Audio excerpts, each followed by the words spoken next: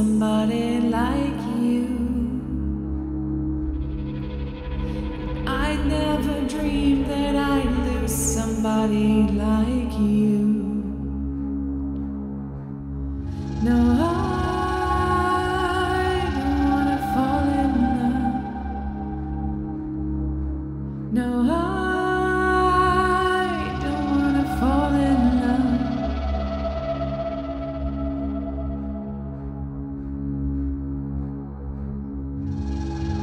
With you. What a wicked game you play to make me feel this way. What a wicked thing to do, to let me dream of you. What a wicked thing to say, you never felt this way. What a wicked thing to do, to make me dream of you. And I don't wanna fall in love. No, I don't wanna fall in love with you. What a wicked game you play to make me feel this way. What a wicked thing to do, to let me dream of you. What a wicked thing to say, you never felt this way. What a wicked thing to do, to make me dream of you. And I don't wanna fall in love with you.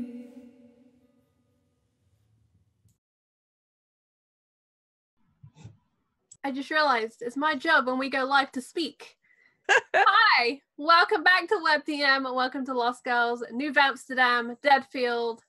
Welcome to our penultimate episode of this very fine Vampires in the 80s season. How is everyone? I hope you all had a wonderful week and you're all having very good Sundays. Stretch, feeling ready, feeling alive, feeling like we're going to deal with some consequences, maybe. Why don't we go around to see how everyone is doing today, see how everyone is playing, and let's begin with the wonderful Susanna Grace. Oh, hi. I had a very working in retail day at work today, so I am extremely ready to be a vampire that kills people today. So I'm all for that. But yeah, I played Jess, the vampiric wild child who did go feral last week and does have some questions for another member of this family who still is claiming her innocence, but we see right through you. We see through you. We do. We see through you like a see-through thing. Like Saran Wrap, which you can buy for only Ask Ixis. She watches TV. I do watch The Price is Right a lot. It's very informative and educational. Yes, I am Lindy, and I will be playing Ixis, the sweet cinnamon roll vampire who doesn't want to hurt anybody, but fucked up a whole lot of werewolves last week. Just a little bit. May have gotten into some things she wasn't really planning on because she just doesn't know things because she's a bab. We'll get to that today, and she's got a date. She's excited about that. She's got clothes, new clothes that aren't soaked in blood like she is when we last saw her. So yeah. I mean, and you did meet someone very interesting in the 80s. I did. I'm going to play a Skeletor, yes, in D&D. That was not the person I was thinking of, but yes, you did meet Marcy last week. Yes, and I met someone from my past, which is the future. But yes, no, I was really excited to meet Skeletor. I think we need a diagram. All right, and how are you doing, Kiana? I am doing all right. I am in the last final stretch of my damn undergrad. But it's on Thursday I'll be done. But I'm happy to be here and take a break to go to New Amsterdam and all the shenanigans that we get up to over there. I play Al, or Alice, or whatever you like to call her. She is our resident cyberpunk vampire who turned somebody last week because she liked this person and then they were dying and she panicked. You know, as you do. She also had to maybe make world-changing decisions in the next little bit, but after she goes on a date. I mean, priorities here. Also, shout out to Tesla, who will be playing the role of Velvet in today's episode. Emma, how are you doing? I am good. I'm surprised that all these people don't think I'm a cinnamon roll, but that's okay. I'm a mother, you guys. I'm a sweet person. I am playing a character, however, who is most definitely not a cinnamon roll, unless you want to join the vampire revolution, in which case she'll give you a big old bloody cinnamon roll anytime. I don't know what I'm saying. That does not sound so good, I'm not gonna lie. Blood cinnamon roll. I've actually seen beet cinnamon rolls and they look fucking awful. I'm glad I only saw them and didn't have to eat one. Yes, I'm playing May, the possibly communist vampire who has no idea what Jess is talking about. Maybe. I don't know. Maybe it'll happen. It'll be cool. I mean, I think conversations are definitely gonna happen. Speaking of conversations that are definitely gonna happen, welcome to Matt, our wonderful producer who is joining us today for some gaming. How are you?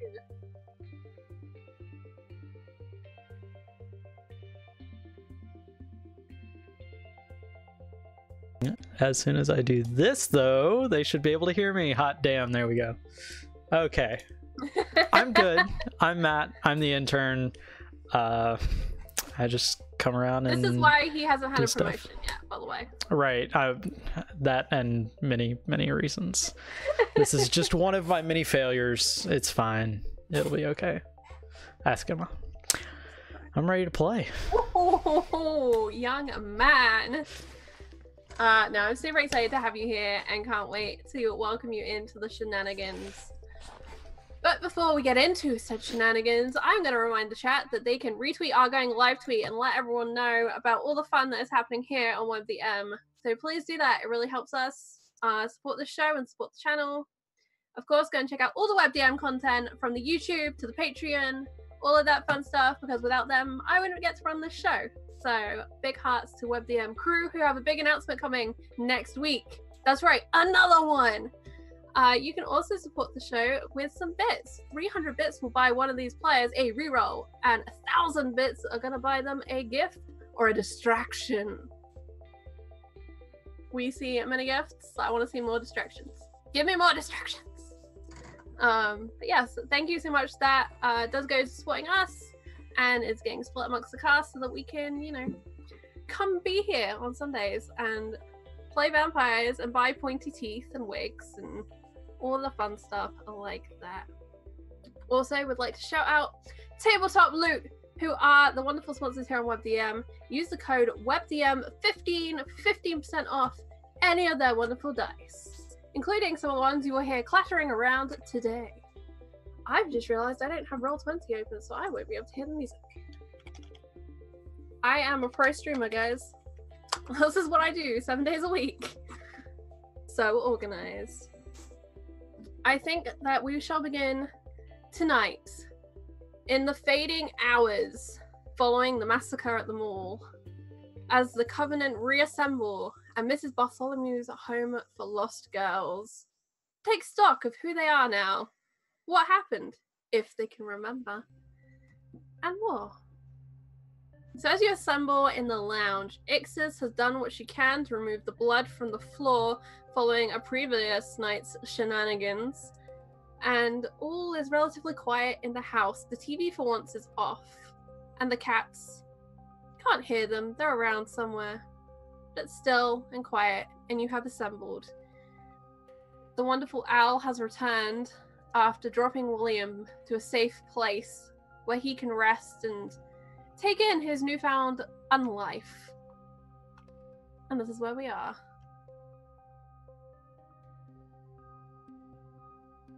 What are you all up to?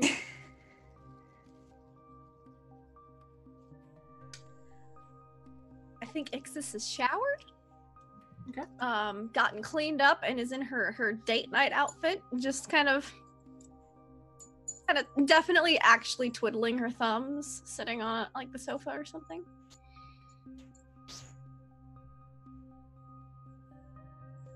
And May, what did you do when you returned to the house? May feels terrible. She's not feeling well at all, but she is going to also shower and clean up. And I think when she does that, she's going to go down to Alice's basement, if Alice will let her.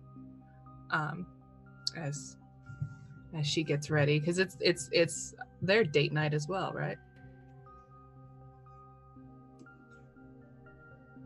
I mean, it probably should have been a date night, but I'm guessing your dates got moved till tomorrow based on how long you were at the mall. Oh, that's true. Oh, Patty's gonna be so mad. Not gonna hear the end of it. Well, if that's the case, if there's no date tonight, then May is probably going to go right out pretty soon and try to find some food. And she'll just sort of put out to everybody that she's doing that, and if anybody wants to come with her, they can. No, thank you. I'm very full. You're full? Are you okay? I'm fine. Do you need a bucket? No, I didn't eat actual food. I'm full of blood. Oh, great! Anybody else? Yeah, I'll come. Okay. Yeah, I should probably do that. Yeah. All right. I'm gonna do some laundry then while you all are gone. Ixis, you all good after that? It was a very violent experience, Mm-hmm. like I have never experienced before, and I'm just gonna think about that for a while and do some laundry, maybe some other cleaning around the house. Ixis, why didn't you make me a composure roll? Oh no. All right. Not one. So as you center back in on that moment at the mall in your head, as your fangs dug deep into the neck of this werewolf and you drank that powerful spark, you feel enriched, empowered, and the nails on your fingers begin to extend. Your face begins to contort as your canines themselves also grow painfully large, larger than your fangs have ever developed before. Is this how Darcy looked? It's definitely getting there. Oh. Yeah, fine. Jess would kind of like grab May's arm as like, you know, May's like leaving. Just look at Ixis right now. That's like what Darcy looked like in the subway. May just says, motherfucker. Hey, Ixis, you doing okay there? Ow. Yep. Yeah, just a little toothache. Ix, how deep did you go? When you were eating that wolf, how deep did you go? Did you get everything? Maybe? I don't know what I was doing. It all happened so fast and there was so much blood and everyone was dying. And then like she's like feeling fierce and powerful, but then like just stress tears just start like coming out too. Okay, so you can't go outside until that stops. You can't. Okay, I was just planning on doing laundry anyway. Okay, don't do any of mine, because you got big nails, and I already have enough holes in my clothes. She's gonna look down at her nails because she hadn't noticed. What happened? So when you drink deep from a supernatural Okay. creature like us. Sometimes things happen to your No one body. ever told me this. I might want to take a sample to make sure that everything's fine. Okay. Al will actually take a blood sample from Ixis. Yeah, you can easily do that with the supplies that you have down in your room. Quickly doing that. Just want to analyze it and make sure nothing abnormal is happening, because clearly Jess is freaked out by it. Mm-hmm. But also, any information about it is good. Okay, so why didn't you make me an analysis roll? Cool. As Al works on the sample, what are you all doing? Have you all gathered down in the basement? Do you remain in the lounge?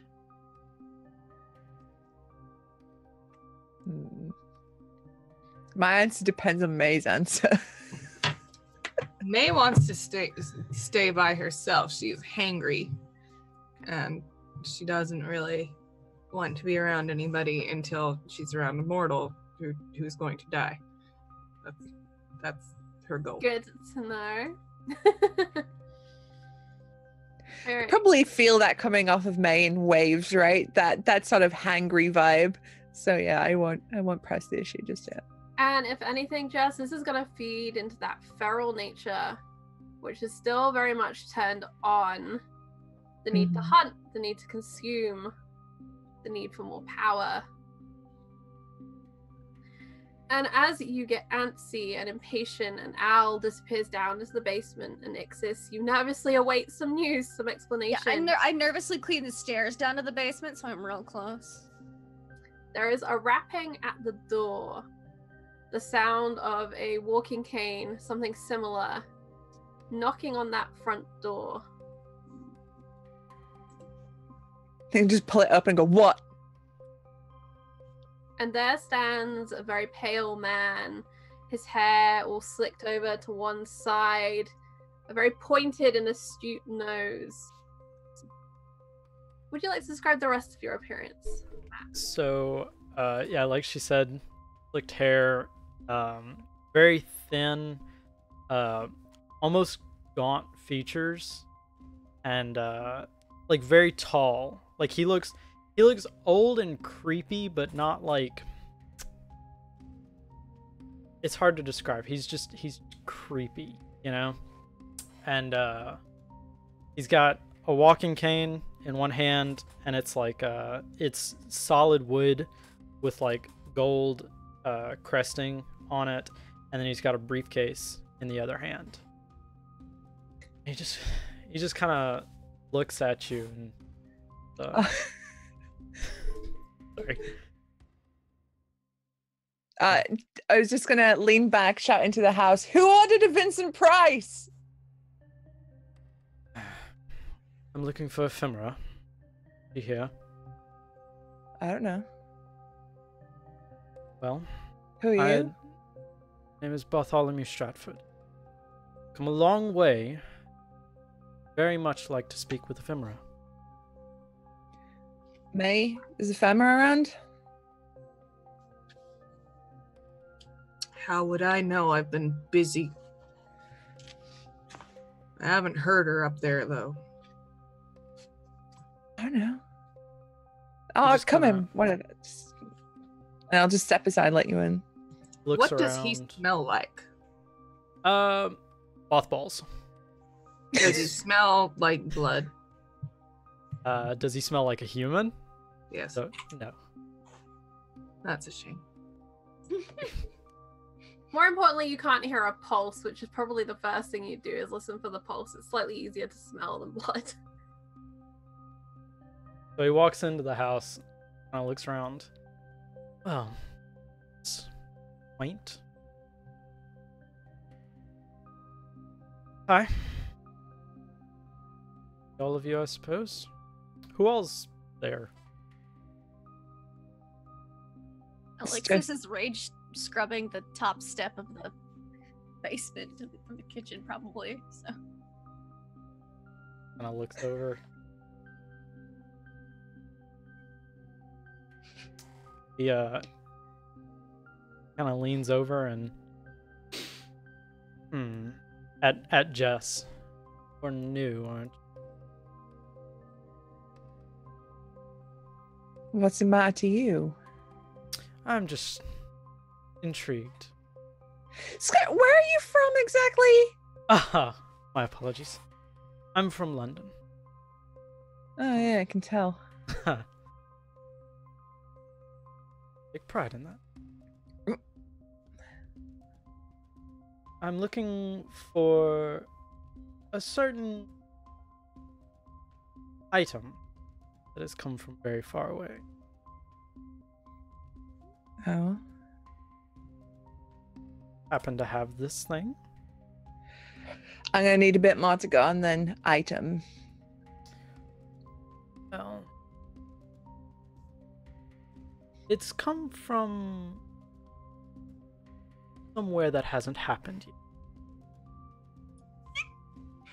Oh, you talking about Ixis? Ixis? No Ixis. I scrub 3 stairs down. I'm just like. Well, I figured if you're one of Ephemera's friends, she's probably blabbed everything. Guess y'all didn't keep that very quiet, did you? I mean, come on. It's not every day a weird egg pops open and a vampire pops out, is it? No, I suppose it isn't, but you have to keep things a little more quiet. All right, you've insulted our house and you've insulted our decisions. What else would you like to insult before you leave? Oh, I don't wish to insult you. I apologize. That was rude of me. Nice to meet you, Bartholomew. May. She gives you a thing. She's done talking. Kind of leans over and... Oh. Interesting. And he looks back at Jess. Very interesting. Why are you just going around sniffing people, man? That is so fucking weird. It's a talent of mine. When you get older, you'll understand. I mean, that's a talent that's going to land you in prison, my dude. You can't go around sniffing people.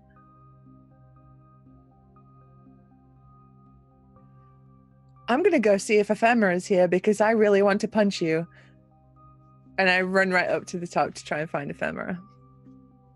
Running up into the attic, you find the room is empty. There are piles of books and the bed is perfectly made. It occurs to you haven't seen Ephemera in a little while.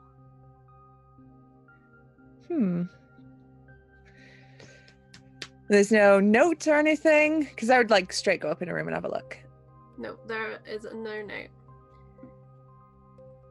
Huh. I'll go back downstairs. Hey, May, who does Ephemera talk to? Does she have friends? I don't know. Beyond Creeper Mixon here. She's got that one, doesn't she? I'm going to need a bit more than that one. I know you're hangry, but come on. She talks to them about books sometimes. She talks to people at the museum. Okay. Jess, you would probably remember Lamora, who you had the race with up and down the stairs. Yes, Lamora. That's the one. I'm just gonna call Lamora. I assume we have like a phone book or something, a little address book, A Rolodex. a Rolodex. Yeah. Yeah, and it's all in May's very neat handwriting. You look up the number for Lamora, and it's the number for the bookshop. And you ring, and there is no answer. Oh my god, why? I just slam the phone back. Look, she's not here. Can't call anybody. She's probably dead. So sorry to have wasted your time. Oh, be fine then. Would quite like to meet this Ixis, however. That arranged? She's a bit indisposed at present. Only if you promise not to smell her. It's creepy. Fine. For now. What is your deal?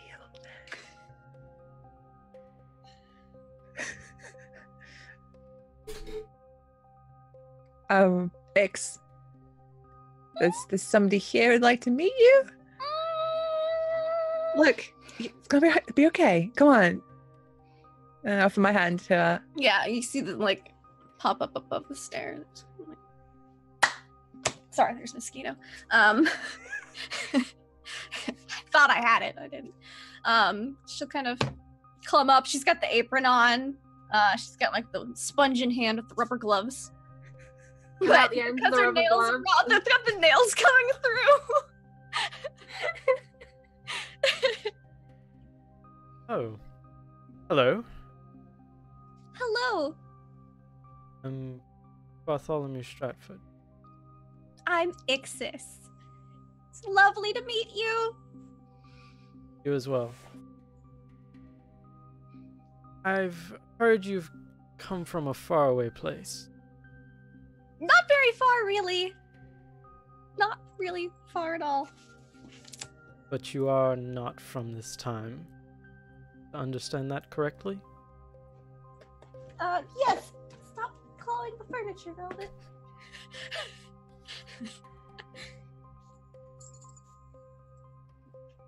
Colleagues back home would very much be interested in meeting with you. Why is that? Because information from the future very powerful. Well, it's a real shame then that I have amnesia. That so. Ixis, make a deception roll. Hey, that's an 18. Okay. So with an 18, I'm gonna let Matt roll against that to see how insightful Bartholomew is, and if you have anything that adds to insight, you may use those things. I saw something earlier while I was making the character, but I think that was a different thing that I didn't pick. Okay. Okay. Probably not gonna beat it. An 18. Oh, I matched it! Oh! Yeah. Ooh, okay, so on a match, I'm gonna say you have a doubt about the truthfulness of what's being said, but you can't be certain. Okay. It's real iffy. Real hard to read right now. Seems you drank deep from the cup of life. How did he know? She's gonna just like lean over to Jess. How did he know? He probably sniffed you. It's his thing, apparently. Weird. It's weird. Who does that? Who does that? I mean, is it Mrs. Suds? The new scent is really nice. It's not that. Oh, here? Okay. I may have accidentally, yes. Charlie, being as old as he is, would he know anything about this? What it is Why don't like? you make a roll using your knowledge? You have a lot of knowledge in this area. Okay. Supernatural being your research specialism. Natural 20. Oh! So on a natural 20, you know that the werewolf curse, which is what all vampires would consider it, and vampirism have interesting combination possibilities. But generally within Ixis right now, there is a war going on between the two. And there are a number of ways to treat this. Her consuming vampire would be a real good way to make sure the vampire stays strong. Becoming more feral becomes more werewolfy. It's an interesting crossroads, and definitely something you would probably like to study. Okay. No. Well, Is it? I think you need to feed. But I'm really not hungry. I was promised a Slurpee, but then it didn't happen. Seen this before. You probably. Okay. Just trust me. Where's a good place to get a bite in this? Not the mall. Oh. Yep.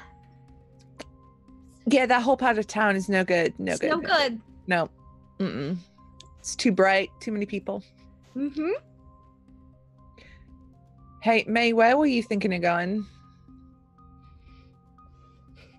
I don't around the street, around the corner. Oh my god, you are that hungry. Oh shit. Okay. Wait, why am I the rational thinking one here? This is so bad. I don't know what I did. She's just gonna start crying. Ow! Help! I need an adult. Yeah. Al will pop her head out. Yeah, what? Who the fuck? Ah, He sniffs people, don't get too close. hello. May just blurts out, "I'm going to the boardwalk," and then she leaves. Okay. Oh shit. Okay, I'm coming with Yeah. May. May. I am famished. Okay. He's gonna turn around and open the door for everybody. Kind of ladies first.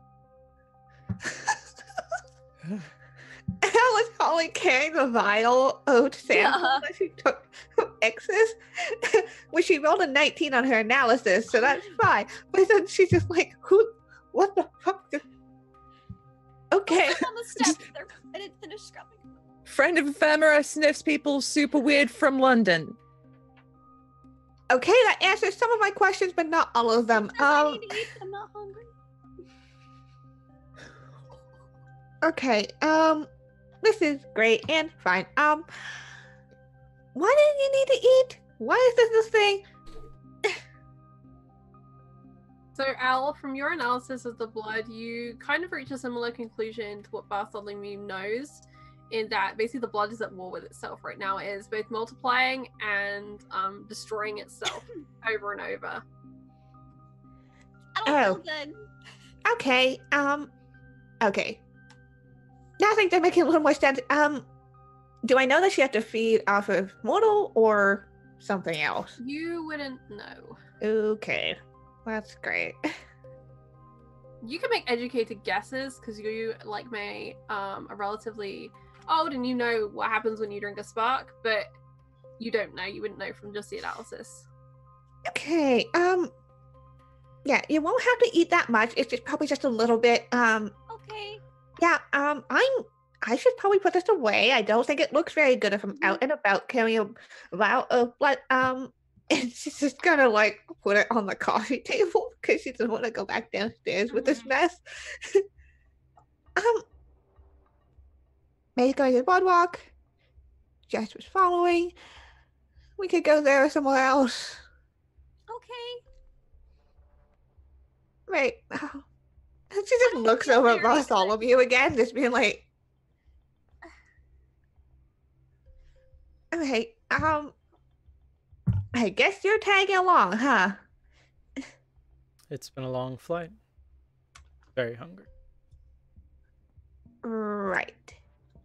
Okay. She's just gonna put an arm around X's and then just start to leave. Okay.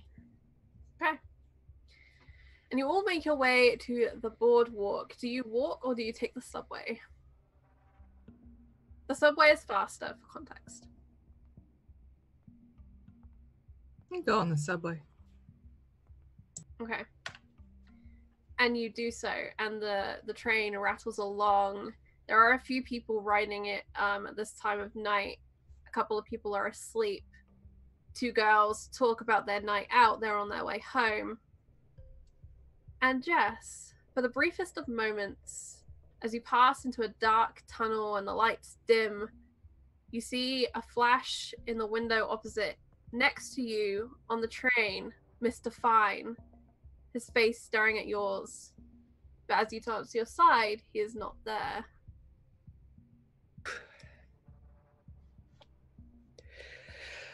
I think Jess would like visibly be like, ugh.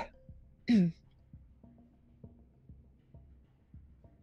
he still there in the window? Yep. Whenever you look to the window, there is Mr. Fine sat next to you, but whenever you glance to your side, he is not there. I'll just try and casually like act like I'm like tussling my fringe, but kind of be like wave, see if there's any reaction.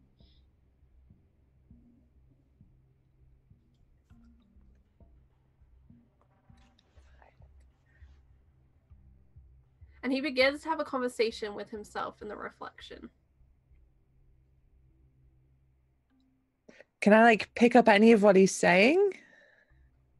You recognize some of the patterns. The I'm fine, you're fine, we're fine. The rabbit goes in the hole, the bird and the worm. The normal tangles. Occasionally he seems to go into another stream of thought that you don't recognize, but it's harder for you to make out the words. If you'd like to try, you can roll. Yeah, let's try. Let's just have a roll. That's an 8. Okay, with an 8, no idea. You catch a spider at one point, very clearly spider. But that's the only word you make out. I would elbow whoever's like sat next to me. So Al, I guess. Yeah, sure. What? Do you in that window? Do you see anything? Oh, look. Do I see anything? Looking in the window, you see only the reflection of everyone here. And you look back at Jess, everything is normal. And if you look back to the window again, you will, for the briefest of moments, see a face that you don't recognize. Huh. So I think I might be going crazy, but the last time I was down here, I met this dude, Mr. Fine, and that's kind of when I went a bit chompy. And he's in this window and he's talking and waving and. Okay, so I sort of saw a face. Maybe I didn't see it talking, but cool. So. You may be seeing things or you may not be seeing things. I'm not sure. We're going to have to kind of test that a little bit more. I'm going to get up out of my chair and walk towards the window. Oh, okay. Oh, all right. Okay, and as you walk up, he remains kind of as if sat in that seat next to you, and you see your own form getting closer and closer. I'm just going to like touch it. It's just the window. And you see him reach across the carriage, and his arm just keeps going as if it's super stretchy until it lines up next to yours on that window surface. Al, do you see this? Al, why don't you make a roll for me, a perception base? Okay. That's an 18. Okay. With an 18, you can definitely see something. It's not as clear as what Jess is seeing. It's almost like static. Like when a TV is kind of flickering in and out. Sort of ish. It's not clear to me. It's obviously really clear for you. So not entirely crazy. Just that's weird. Just a little bit crazy. But I think that's the nature of the event rather than your state of mind. I'm gonna like try and put my hand on top of where his is on the window. Just like to go across. Okay, and as you do, there's that sharp, high-pitched sound of the brakes of the subway, and the entire carriage for you goes dark. You have arrived at the boardwalk station. Jess is currently stuck transfixed to a window, her hand against the glass.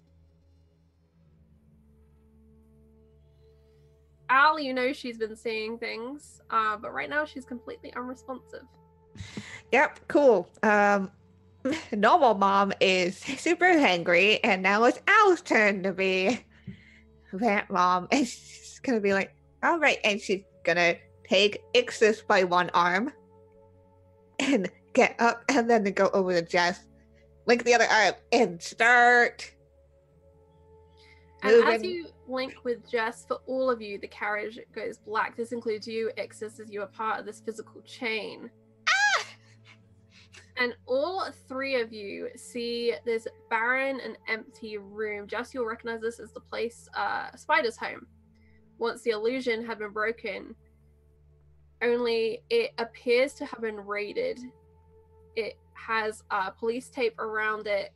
There are signs of a struggle. There is blood splatter up one wall.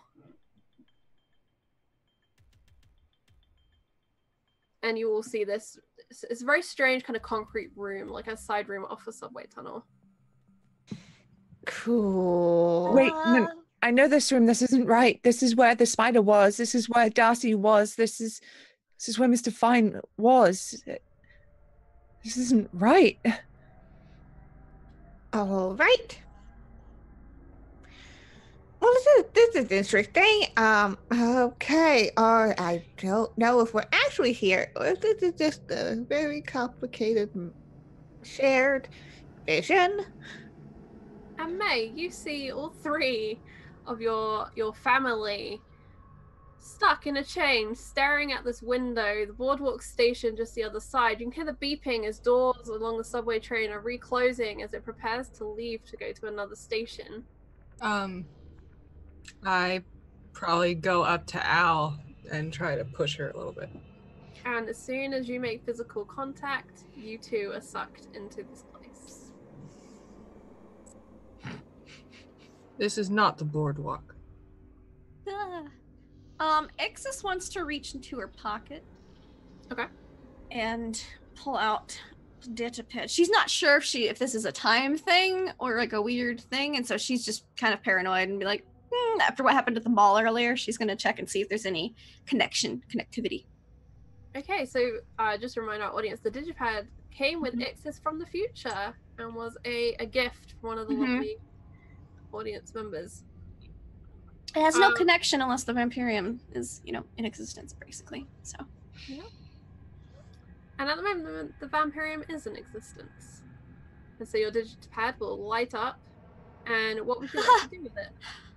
Guys, this is really bad.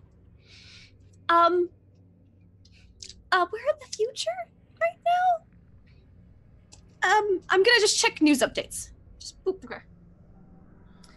And as you do, you see general news about a werewolf hunt that took place in the city last night. You find information about a dangerous element that had been in the city of New Amsterdam, but has been apprehended and neutralized. She looks like she needs a paper bag to breathe into. She's just like, this is really bad. Shh. How bad? So when I left the future, I was kind of a technical criminal at the time because I didn't obey the rules and there was a shootout at the mall and a bunch of people died. What? And this is the next day. And I'll show them like the news article. Except this is lies, and that's lies, and this is false. You were told you were going to the boardwalk, also known as the thoroughfare. You were at the thoroughfare train station. All four of the ladies that are accompanying you are currently staring out a window. And you've noticed them obviously chain up. You've seen the progress of the events. And I kind of walk up and look at May, and she's just like blank faced. And then I look at Ixis, I think was the next one. Blank face. Al. Jess. And Jess is the one with the hand against the window. Afterwards. Interesting. And I take my briefcase and I put it above Jess's arm, and then I drop it to try to get her to like pull her arm. And the force of the briefcase, which is laden, I imagine, with books and papers and various things, will disconnect you, Jess, from this window, and will bring you all back. Please mind the gap. Please stand clear of the doors when closing. Are they closing now? Yep, you are about to be leaving the station. Yeah, let's get Do we up have the train. enough? Yeah, we enough time to like. You're push off vampires. the- You're Vampire speed. Yeah. Yeah. Yeah. All of us just dart off the street. Okay. Once I'm off, I'm like, "Oh, dude, what the fuck do you have in that briefcase?" Jesus. Worked, didn't it? Mm-hmm. Yep. Good job. That was Makes very sense. interesting. Pat on his shoulder, like awkwardly. Good job. Let's go to the boardwalk. Ixis, you had a TV newspaper that was talking about us being at the mall yesterday, but we were at the mall today. I don't understand. It's very strange. Well, I'll have to look at it more later. TV newspaper. Don't like it. The news, television's real bad these days. Let's go. Are there Slurpees at the boardwalk, Jess? Yeah. I want a Slurpee. Okay. Yeah. The- Al's starting to herd everyone out and up. And as you imagine tonight, you get that hit of salty sea air as you are now at the thoroughfare. There's the sweetness of the churros for which this place is famed. You can hear the sounds of the fairground, of the great big Ferris wheel that is very brightly illuminated tonight. There's candy floss and probably Slurpee machines and popcorn, and all the way from the end of the thoroughfare you can smell fish and chips drifting from Happy Fish Diners.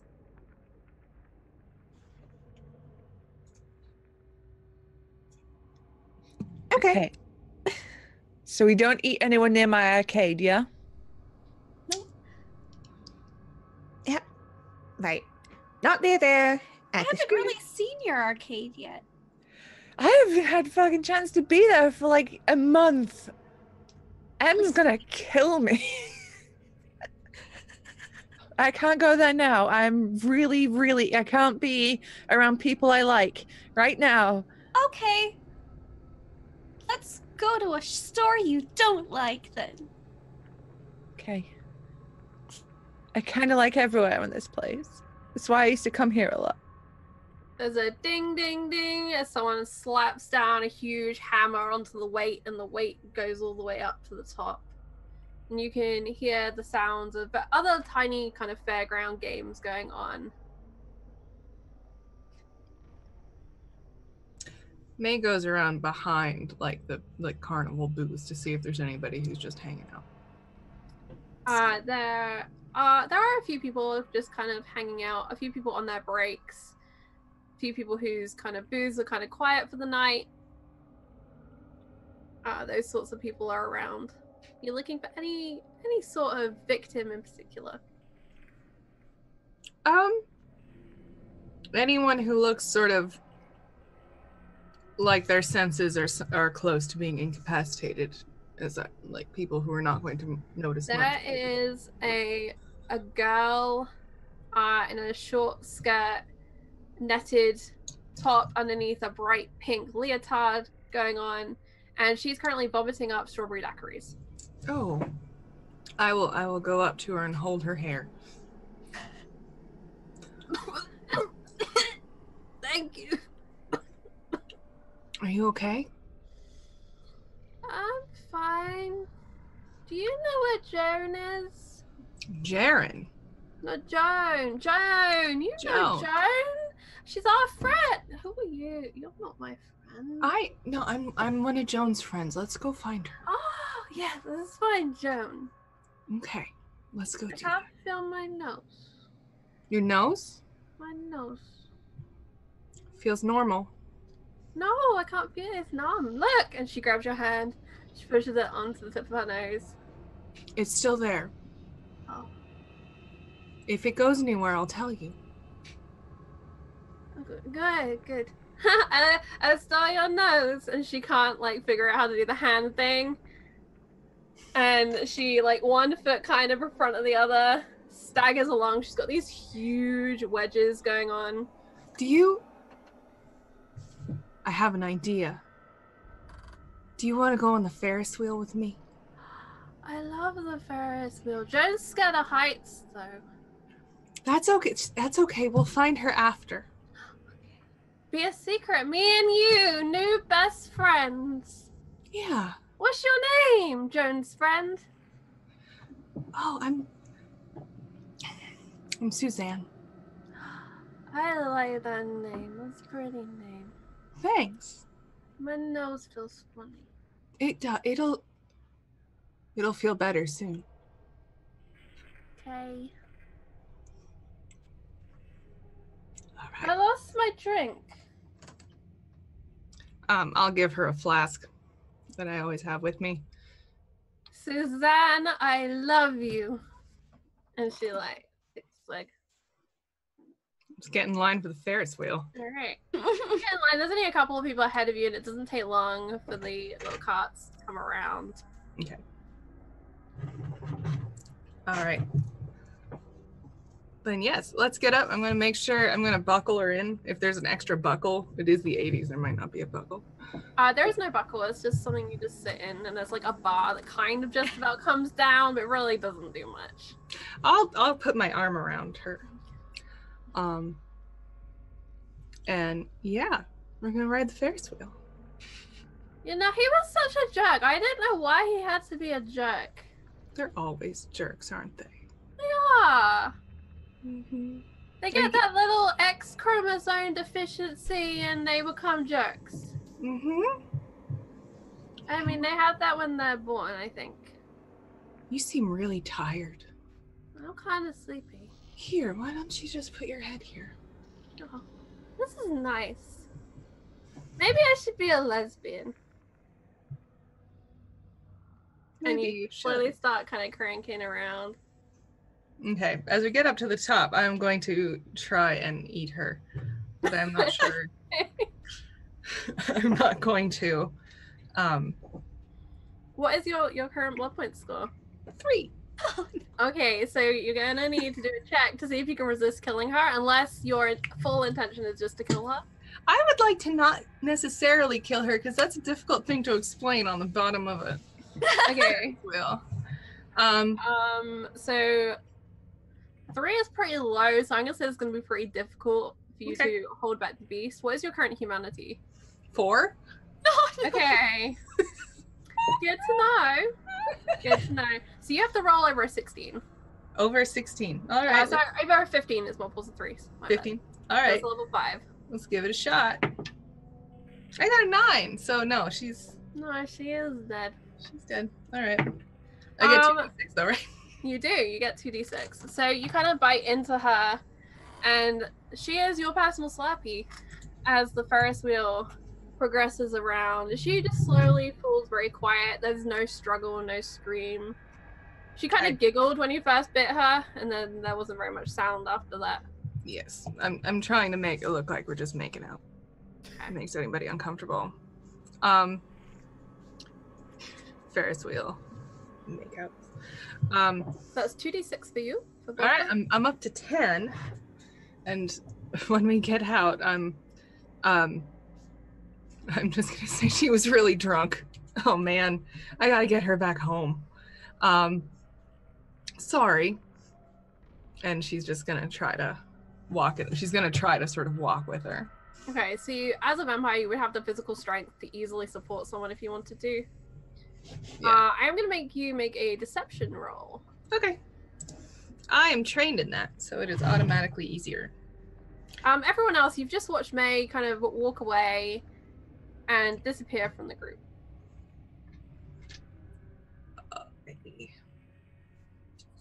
What difficulty level is this? I'm gonna say difficulty 3. Okay, I rolled a 15. Okay. So as far as you're concerned, this is a very convincing act. Her legs even kind of move in a staggery way as if it's a drunk out of control and not just a limp body that you are dangling along. Mm-hmm. What is everyone else up to as May escorts the very dead girl around the fair? I'll find you guys and I'll just be like, guys, she got so drunk. We gotta get her home. We all sense there's no fucking pulse from his body. Look at her. She's dead to So the much. world. Wasted. Are you? Wait a minute. People can drink so much that they die. Yes. Excess, that definitely happens. We try not to do that because Is that what the anti-alcoholism ad was saying on the TV? No. Oh, not exactly. We're going to quickly do something about that, and then, finish up whatever other business. I need a snack at some point too. Yeah. Al, do you want to come with me? I'm going to start a fight. Because I don't like to prey on drunk chicks. That's trashy. And I'll look at May. Tastes like daiquiris. daiquiris are delicious. Wait a minute. You hamburgered her? Oh my god, Ixis, come on. We're supposed to use the code word. Everything's fine. Old man, go sniff something. I take offense at that, but way to figure out who's Are you drunk not and who's old? not. Very old. Oh, okay. So that wasn't the offensive part. Okay. Okay, so you're gonna start a fight. Mm-hmm. Yes. Oh, there's a bar like down the road where bikers hang out. They love to fight. Why are we going to start violence? I'd rather not. Really. Because the hamburgers taste better when the adrenaline is pumping and they're scared.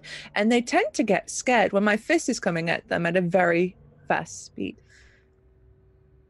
Right, and this is discreet how? Because nobody cares if a biker gets killed in a bar brawl.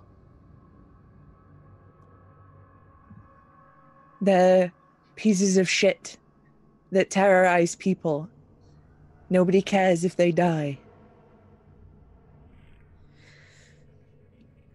Okay. Bartholomew, how do you feel seeing a covenant behave this way? He's very... What's the word I'm looking for? Not upset, but saddened. Just disappointed. Yeah, disappointed. Just saddened that this is what the great vampires of the world have come to. That this is how they spend their time. This just sounds excessively violent, especially after that newspaper article about the mall earlier today. I'd rather not get mixed up in more violence. Okay, then you don't come. That's fine. Okay, I won't. I'll just... You can help May put her new friend to bed forever. Okay. I'll do that. I'm gonna... Remember, dig at least 6 feet, otherwise the animals will get her. And I'll walk away.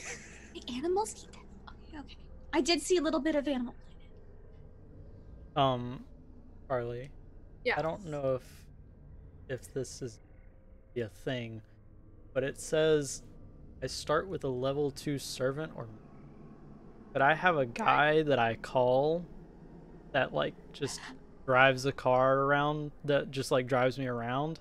You sure Just can. like find a payphone and be like, There is hey, a payphone down here. yeah, just hey, come take care of this for us. Sure. You have a Renfield? Yes.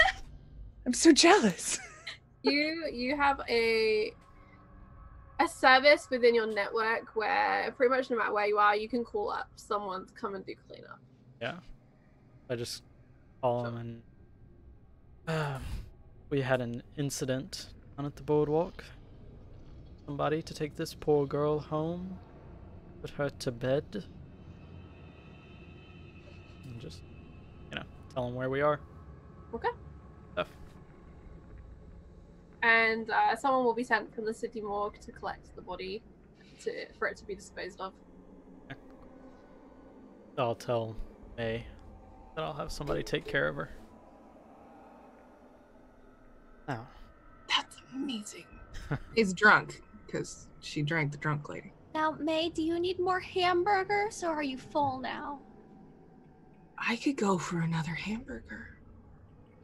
Do you want a hamburger? I'm really full, but apparently I'm supposed to eat a little bit of a hamburger. Let's get you a hamburger. Okay. Let's get you a nice one. Do you want to take them on the Ferris wheel? It's really easy. Oh, you know, I've never eaten a hamburger before. Yes, you did. You did that one time. I held it out for you and you took Those it. were all werewolves. That's shh. Those were all bison burgers? Yeah, it's a bison burger. It's a hot dog. Come on, guys. Oh, a hot dog. Those were all hot. It's a hot dog. Oh, that's the code word. Okay, just never gave me the code word. Okay, those were all hot dogs. I've never had a hamburger. Well, what do you want? Jess is probably gonna fight somebody like a brute. Yeah, she said she was going to antagonize the biker gang. That's really conspicuous, but it sounds like fun. Do you want to? No, I don't want to get into anything violent. Okay. Because, like, her nails are still long, and she's just like, I just really rather not. Do you want me to find you a hamburger? I can find you a hamburger. Well, Sis, yeah. make me a composure roll. And Jess, please also make me a composure roll. Uh-oh. let's hope I don't not win this one.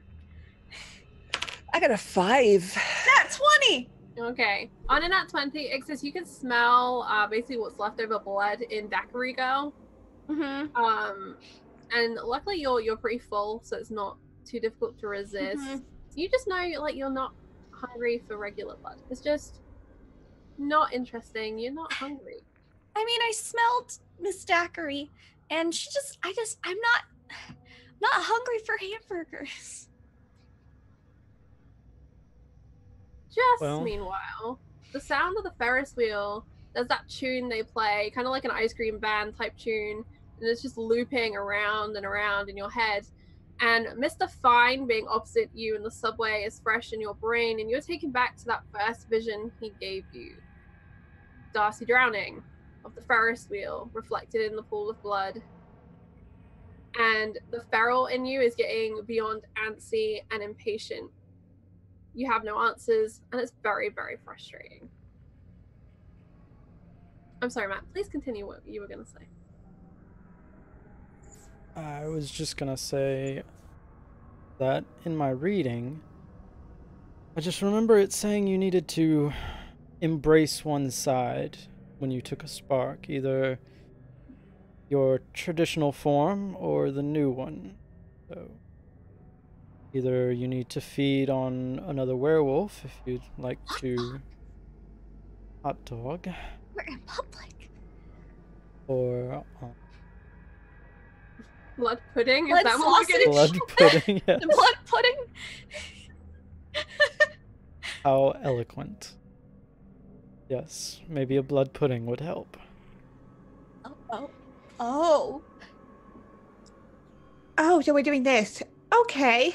Well, that's good information to know. This is not something we should be doing in the middle of the boardwalk. No. No, probably not. You know, I'm just gonna chill and help May find another hamburger. Oh, You all seem really hungry, is all, and I'm just really very. Those hot dogs were very filling earlier today. yep. Okay. We'll deal with that then. You can go with me. Mhm. I'm going to avoid the fight, and I'm going to find a snack somewhere. I'll get in burgers. Okay. Yeah. Mhm. All right, May, let's go get you a burger.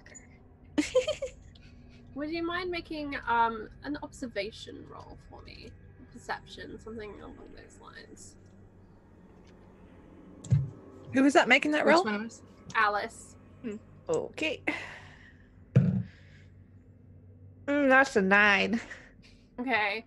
For the briefest of moments in the crowd, you catch sight of someone that you know of as the Queen of Hearts. Great. But as you focus, she is gone. I think anyone who's around her see her instinctively like duck behind something. Did you see a hot dog? Oh no, not a hot dog. Nope. Okay. Okay, so Ixis and May, you are going on the hunt for a hamburger. Mm-hmm. Al, you are hiding for a blood pudding. And Susie, you're on your way to a biker bar for for some very raw steak, I imagine. Yes. Alright, awesome. Bartholomew, what are you doing as you wait for your cleanup crew?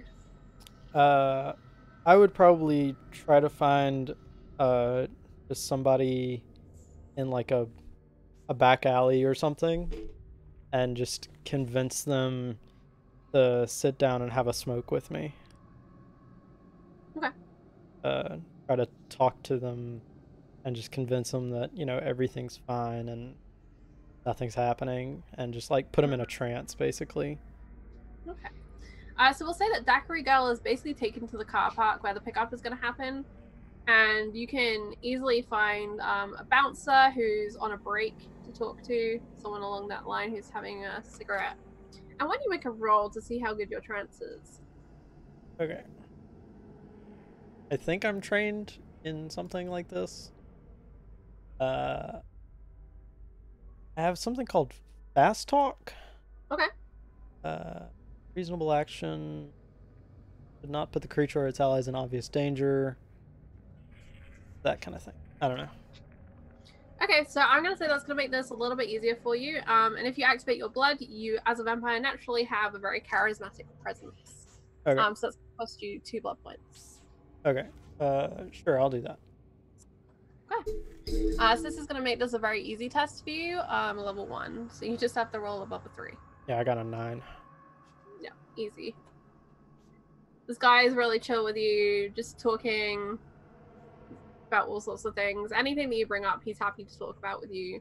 And then as he's just kind of sitting there taking his smoke, I just set my briefcase down and open it up and pull out one of those old hypodermic needles, and just kind of in the back of the arm or something, like in the bicep, and just pull out like a big vial full. Just put it back in the briefcase and close it up. Yep. Have a bite later. You harvest your dinner from this man with complete poise, grace, and control. He has no idea of what you've done. Far too busy talking about his family, his dreams of buying a boat and sailing to the Caribbean, those sorts of things. What is happening? And as you have finished acquiring your meal, you see the pickup crew come along. And it's a large city vehicle, and 2 men come out in full hazmat gear, and they'll collect the girl and load her into the back of the car. Okay. And I just kind of see that out in the distance and give one of them a nod. Good evening, Mr. Stratford. No, we don't do that. And I turn around and I go the other way. Susie, how does Jess start this fight? So, you know how in like the movies and stuff, all the bikes are lined up at the front in a really neat row? Jess is going to walk up and she's going to put her foot on the tank of the one closest to her, and she's just going to kick so they all go do like a domino effect. And they do, and it is like a horrendous crash, which causes the bar to all but empty as people come out to see what the hell has just happened to their bikes. And these are very, very large men, very, very skinny girls, and some more very, very large men as more come out. Various states of hair in ponytails, mohawks, shaves. There's a whole mix of different kinds of bikers coming out of this bar. Lots and lots of tattoos. So I'm just going to stand there, I'm going to laugh, and I'm going to go like this and then run. I'm like, come on, boys. And I'm gonna like try and lead them to like a dark, like abandoned like parking lot or something. Okay. So I'm not just brawling right here on the boardwalk. All right, and you leg it like the juvenile delinquent that you are. Mullets stream out behind them as they run after you and down this side alley. It is about 16 on 1 right now, as they are all more than willing to chase you for the amount of damage you just did to every single bike on that boardwalk. And you find yourself in an alley. There are just 2 streetlights, and they're those really ineffective ones that basically just illuminate little pools, and the rest of the place is dark. Mm-hmm. So knowing I was going to head into an alley, I'll speed up a bit so they lose me for a second, and then I'd like to sort of like Assassin's Creed, like boop boop boop up a bit, and then sort of spider up and hold either side if I can, and then when they're in the alley, I'll drop down and then I'll start the fight. All right, so it's going to cost you 2 blood points to activate your essence. Yep. But I can say that you can, very easily do that. We've seen Jess's athletics. Easy peasy for you. And you drop down straight onto one. And he goes to fight back. What do you do?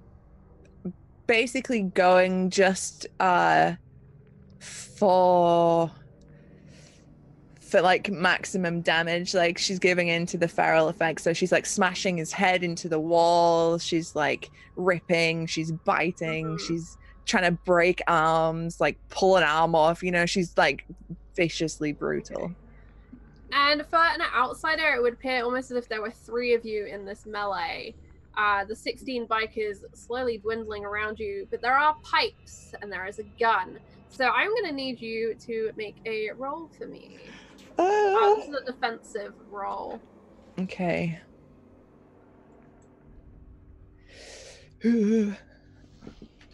Okay, that one is a 14. Okay. On a 14, you dodge the pipe, but you feel the gunshot in that it is made nearly point blank into your side, and it tears just straight through between your ribs. A chunk of flesh and sinew and blood just kind of spattering out your side. Oh, I'd like to just like, I got this image where she's like kicking the shit out of someone, just punching someone repeatedly in the face, gets shot point blank, and she just stops and turns at the person that shot her, like the Terminator. Just the fuck?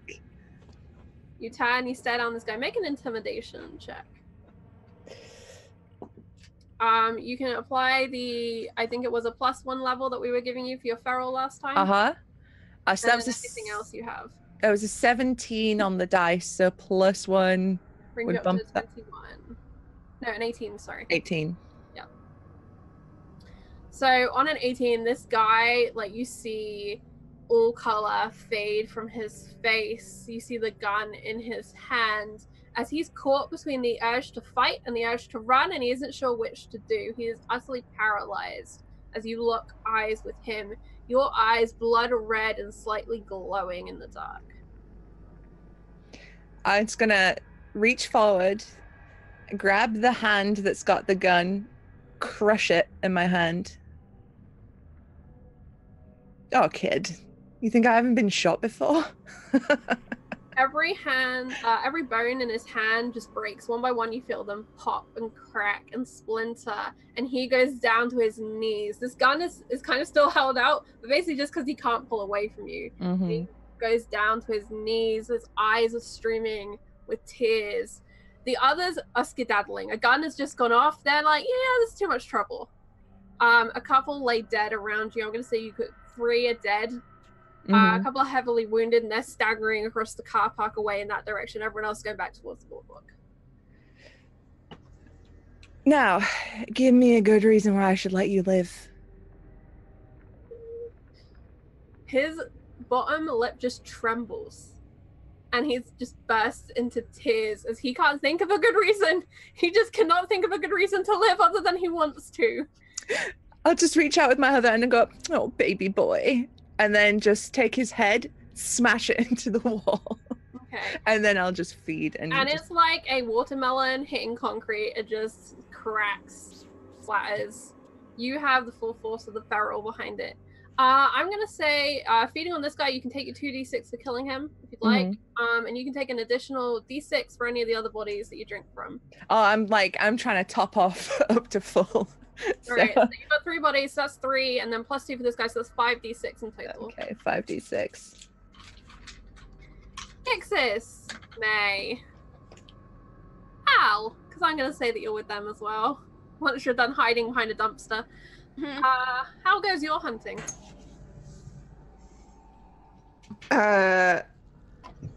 Well, Hopefully. I was just looking for a very discreet way to get a meal. Just someone behind things. She doesn't want to start a fight. Really don't want to draw any attention to herself. She's looking for anyone who seems alone and will be So, easy to deal with. There is a hot dog stand on the pier called Frank's, and it's got some anti-Happy Fish logos going on. You know, no fish here. Frank's best hot dogs in the city, that sort of thing. And Frank stands there. He's a skinny guy with a slightly kind of crooked back and a hunch to him. He's got a little classic black and red striped food service hat. He appears very well groomed, probably in his 40s. Next Okay. to him, illuminated, you've got the little hot dogs and the little spits, and then you've got the normal kind of buckets where the hot dogs are kept warm. Okay.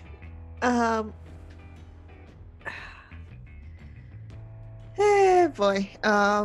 Yeah, I was just gonna be like, maybe I think I might have someone try or something I'll try to have it's just try not to totally.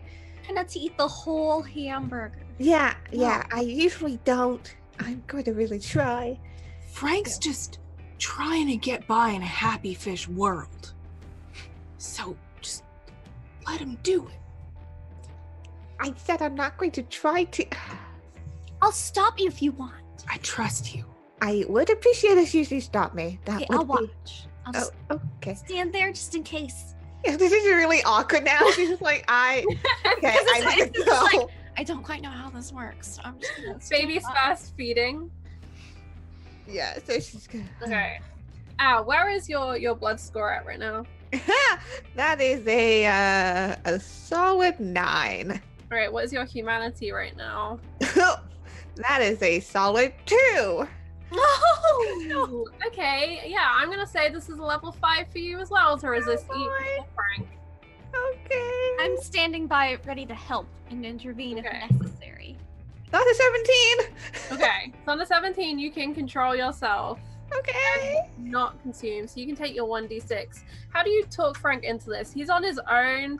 No one's really coming for hot dogs. Everyone's looking for the churro seller. You know what it's like on the thoroughfare. It's all Yes. about that key lime churro.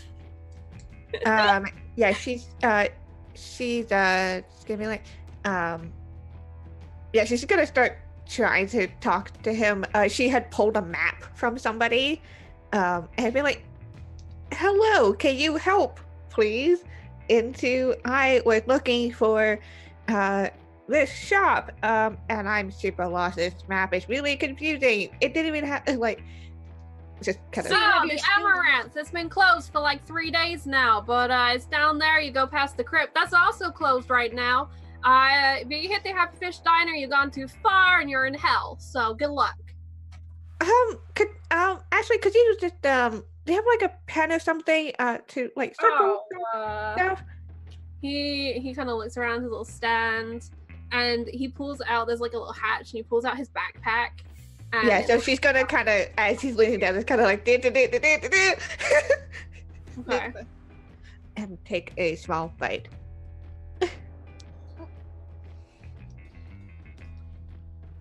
Yeah. Oh, that's 6! Yay! Okay. So you can drink, and you feel him kind of go like woozy in your arms as you kind of drink, and then he kind of says, like, "Hey, what are you doing?" And he like pushes you. I'm sorry, Get I off of thought like a bug or something. I just wanted to get it off of you. Hey, why are there no cops down this end of the boardwalk? I Where's the Happy don't- Fish people? And he starts yelling. Okay, and I was just gonna like have a good day, sir. And just no, like- And he kind of looks. He's like, "Is this ketchup? Like, what the fuck did she do to me?" Yikes. May's gonna walk up and order a hot dog. Mm-hmm. Sure. What do you want on it? Ketchup seems like it got a little. I'm gonna, yeah. Should I'm probably wash also it. gonna smack my neck like, oh man, the mosquitoes are so bad this time of year. It's true. Yeah, sure. Giant female-shaped bugs. Can I get that hot dog? Right. And he's like loading it up for you. Okay. Here you go. Technically, only Great. the female mosquitoes bite.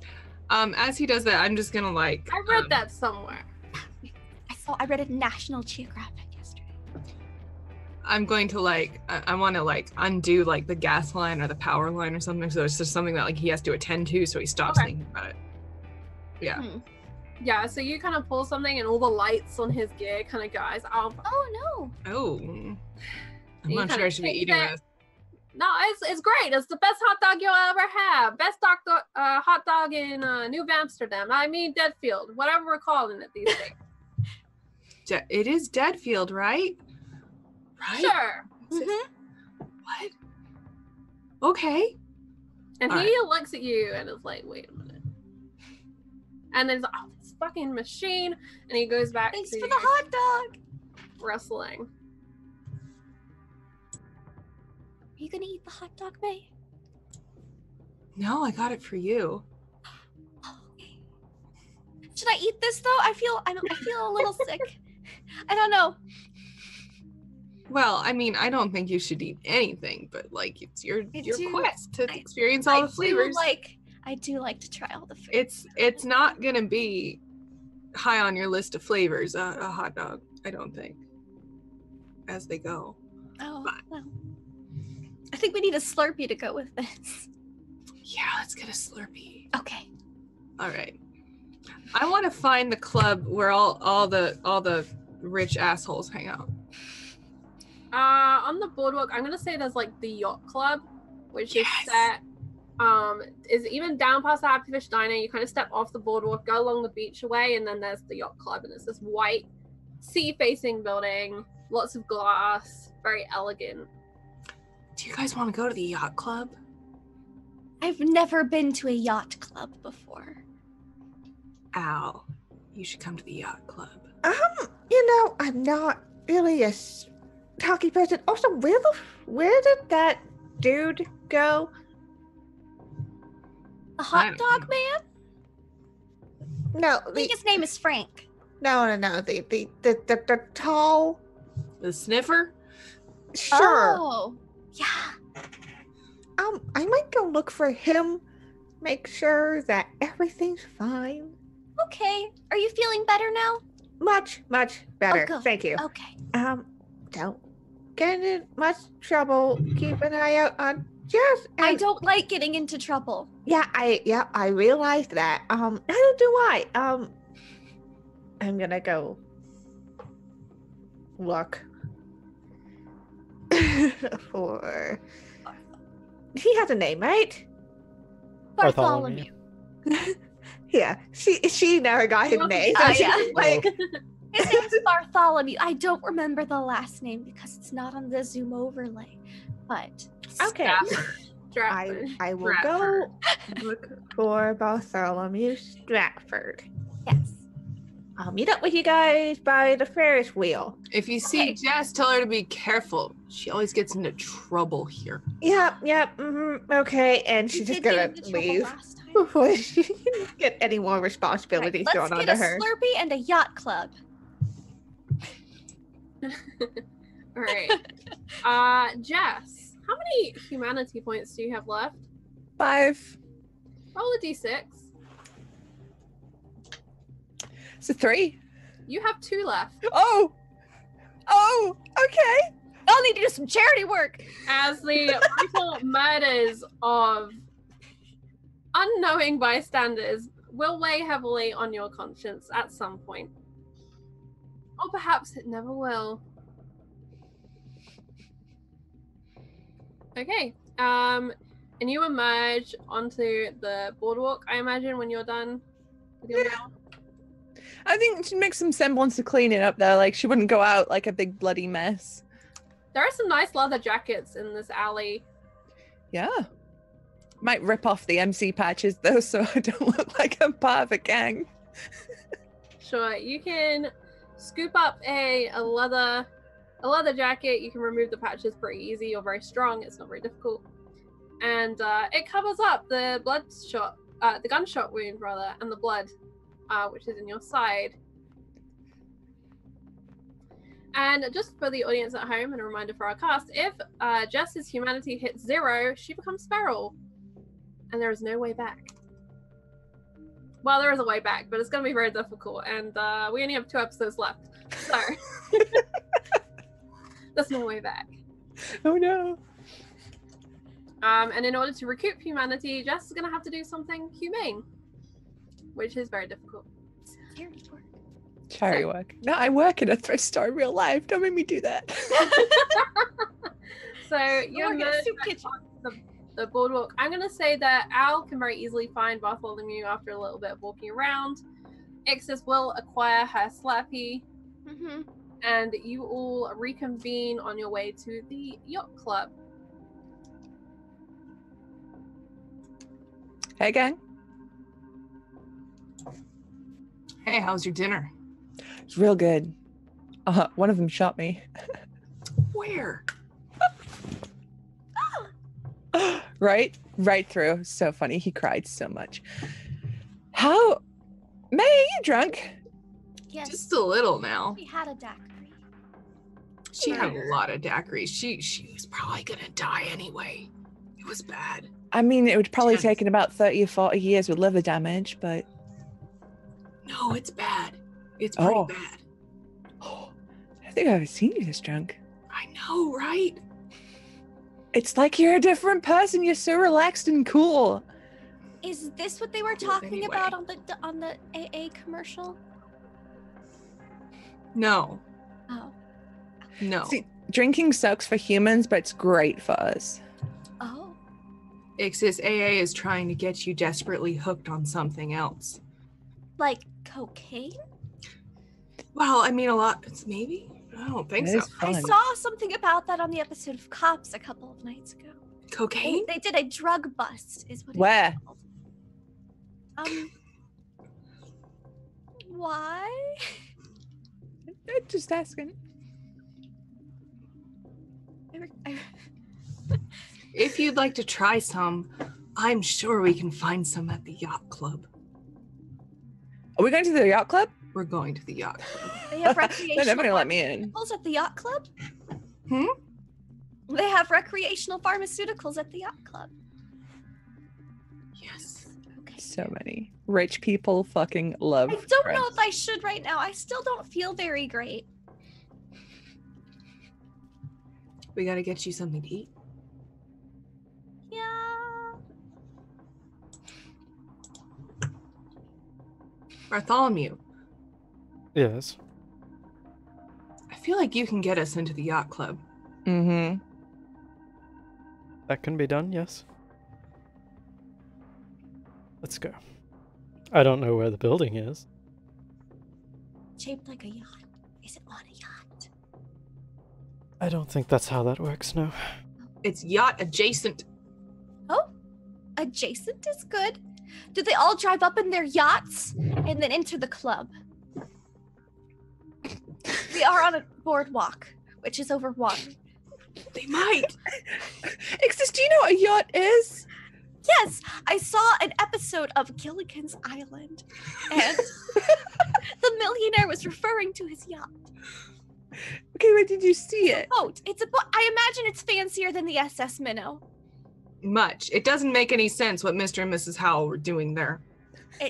Well, perhaps they were interested in a smaller recreational tour in which they did not have to, they could mingle with friends. Maybe they were trying to make friends that weren't their typical social life.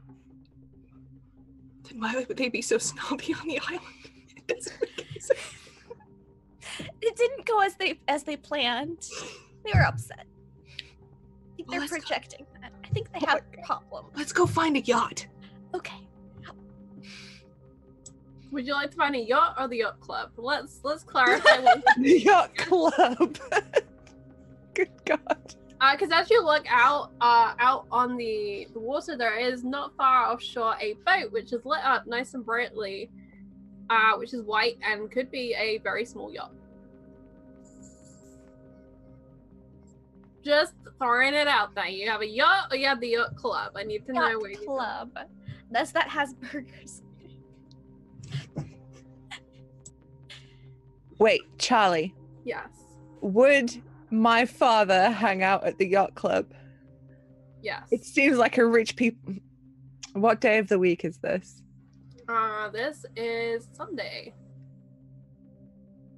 Would he be at the yacht club on a school night? Let's find out.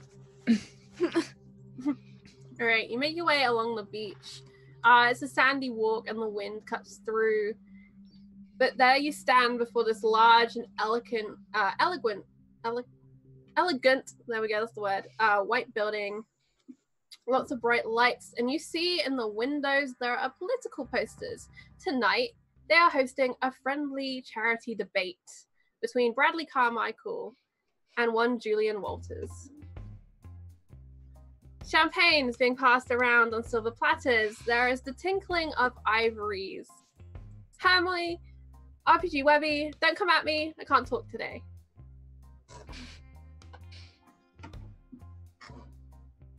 This feels fancy. And that's eloquent with a Y.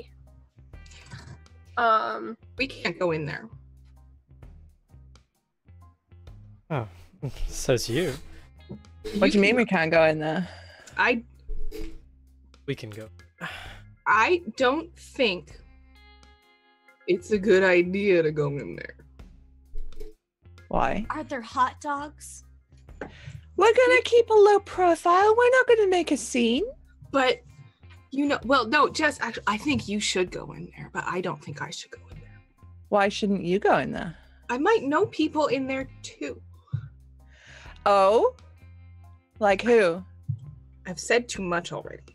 No, come on, drunk May. You can't Tell me all your just say that secrets. much. You have Tell to me them. finish the Come on. sentence. It's Come rude. on. I don't have any secrets. You have so many secrets. Your secrets have secrets. Now, come on, spill some.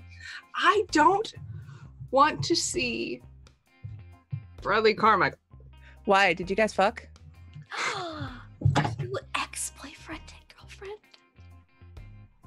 That's I ridiculous. mean, he's super not your type, but you know, you've done stranger things before, like get wasted on somebody who's drunk a lot of strawberry daiquiris. What's my type? I didn't know I had a type. I don't know. What's the type? It's just Blood he's type? not what I would imagine your type oh. would be. Negative? No. AB I- positive? She's gonna turn around. She's gonna be talking like this the whole time. Bradley Carmichael is a useful idiot, Okay. and I know him, and I don't want to see him right now. But I think if you went in there, remember what we talked about before? I remember. I think it'd be really good if you went in there. Probably like not right now though. What's it gonna take to get you in there, Jess? I mean, I was just gonna go in there and just have like a little, just quietly scope it out.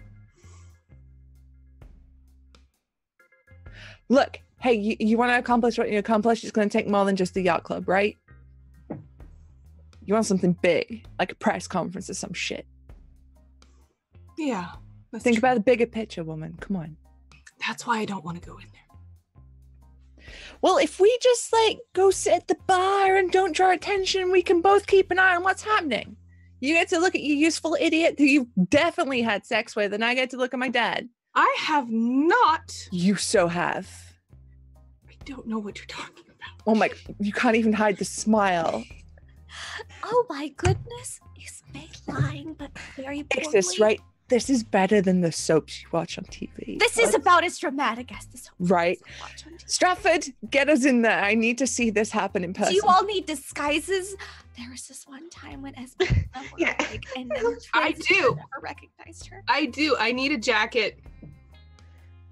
You can have mine. Thank you. You're so sweet. She's so sweet. She is. Al is, you know, when you have that friend that just doesn't want to be associated with you, and so they stand like far away. That's what's happening right now. Al's just like, nope. We're standing over here, probably close to Bartholomew, just be like, I'm so sorry. When We're not usually like this. yeah, she was about to say we're not usually like this, and I was just like, it's been a month. It's been a month. I seem very hungry and a little drunk. Yeah. Okay. I think they want you to get us into this place. I don't know why, but if you would like to, that would be cool. Be done. I walk up to the front door, and is there anybody like standing outside, like a bouncer to these kind of things? I've never been to a. It's not so club. much just inside the door. There's kind of some doormen in uniforms. They are not explicitly bouncers, but you get the feeling that's probably their job. Right. Okay. I'm just gonna have a thing. So what does it mean when it has like 1+ intellect points next to like an ability? So it makes it, yeah. Oh, okay. So I have a So thing. spend a blood point. Spin identity.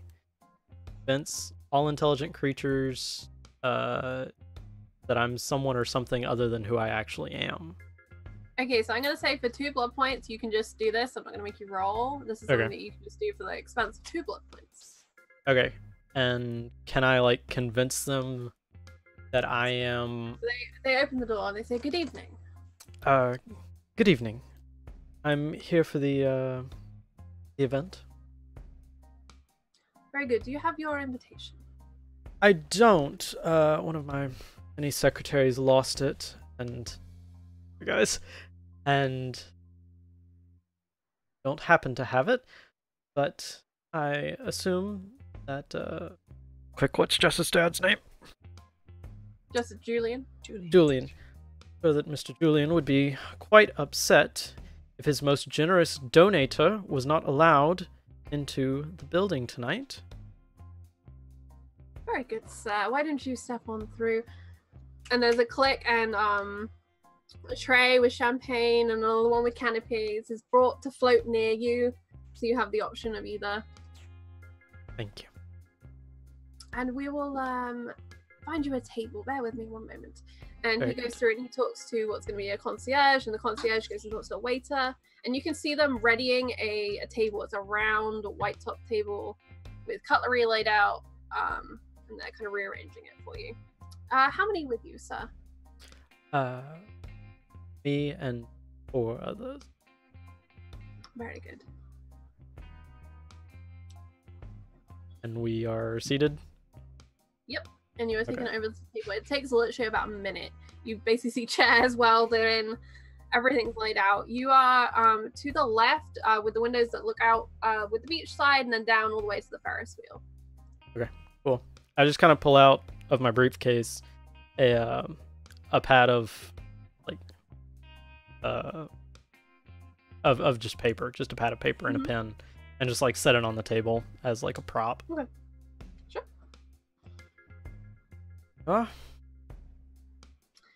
And at the moment, there's a large bench top table which faces with the ocean behind it. There are a number of men up there currently talking. It's kind of gotten to the stage of the evening where they're making jokes. Most of the debate has already happened. This is more social networking portion of the evening. What do you all do? May has put on Ixis's sweater and she's put her hair up and she's I also given her a pair of sunglasses. some sunglasses. Yes. Very discreet indoors at night. It's like that song I heard on the radio. In which you wear your sunglasses at night. Mm-hmm. People do this. It's the 80's. Everybody does this.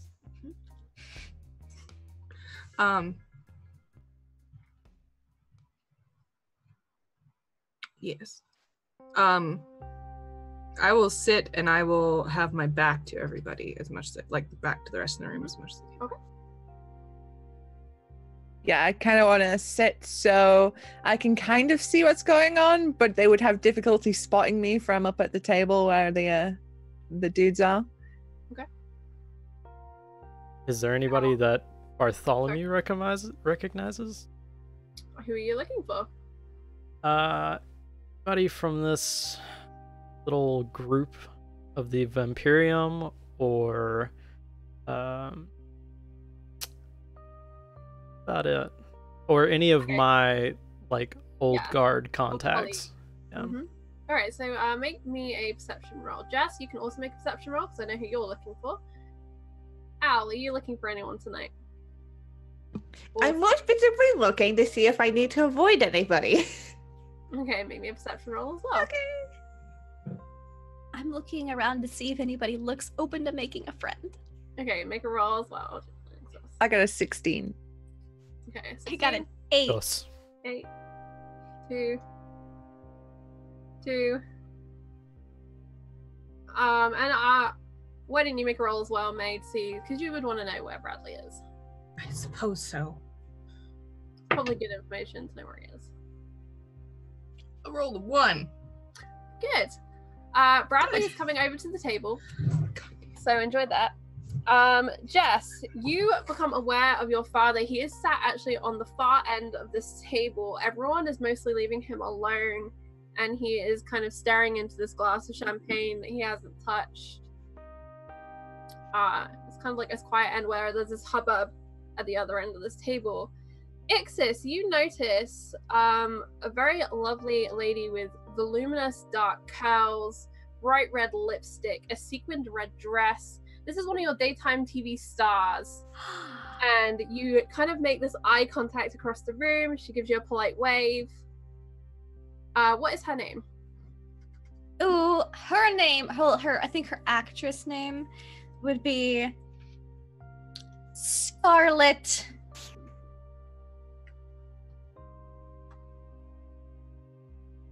Really bad at last names. Hendricks. Okay. Scarlett Hendricks.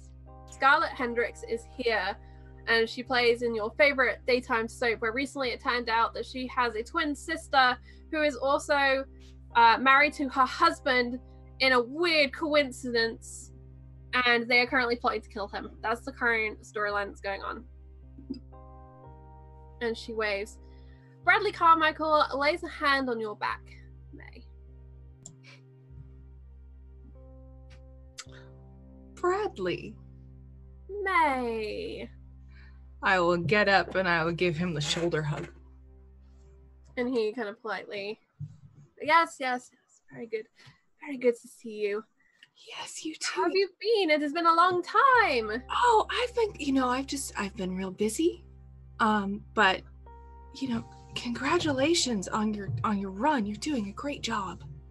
Well, that's the Carmichael brand. We do everything great. You do. Yes. Don't need to make things great again when they're already great. That makes so much sense. Did you think of that yourself? No, someone wrote it, but isn't it great? It's absolutely fantastic.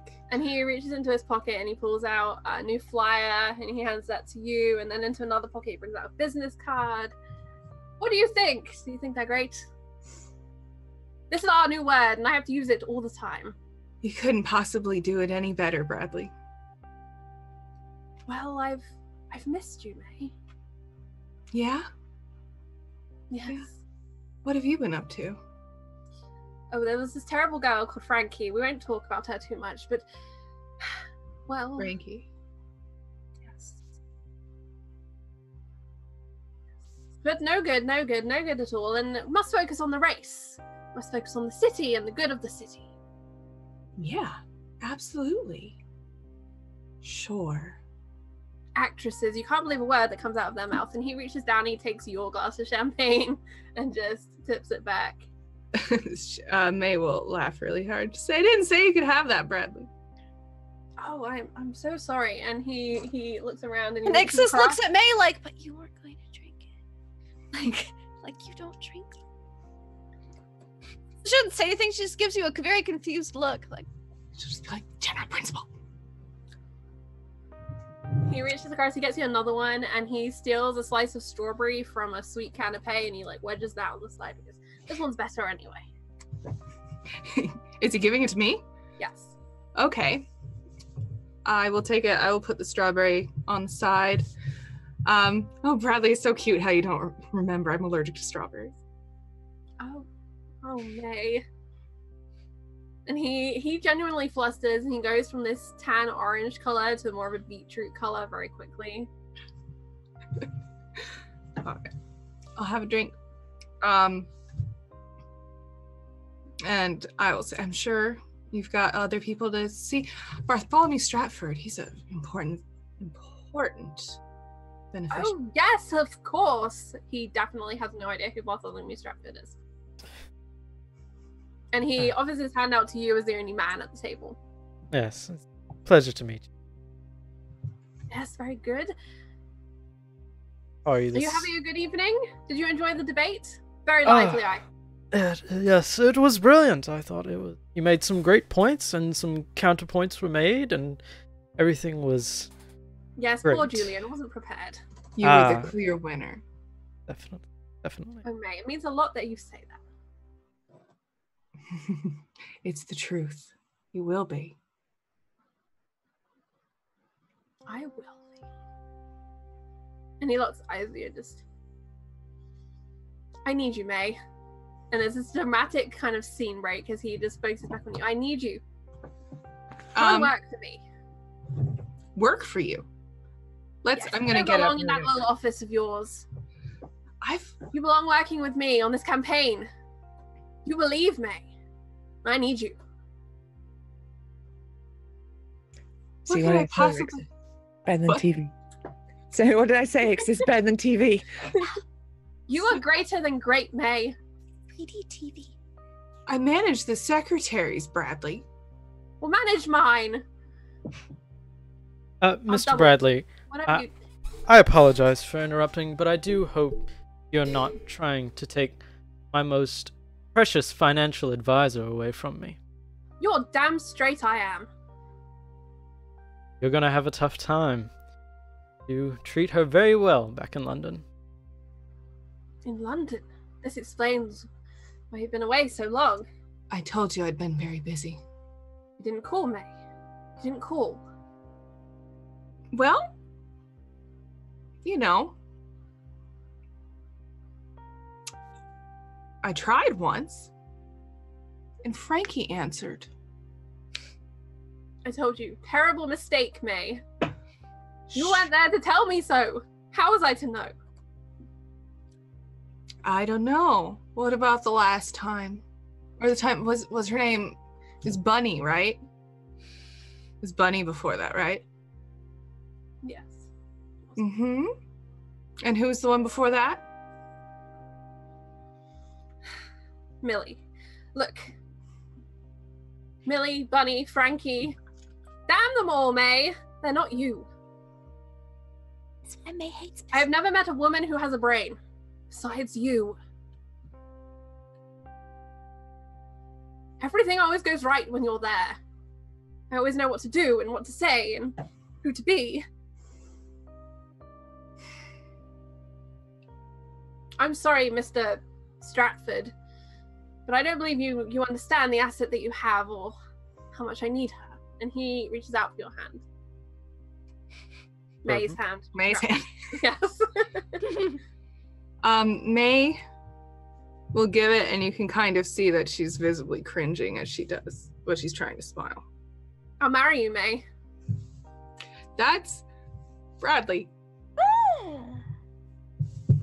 That's a very serious decision.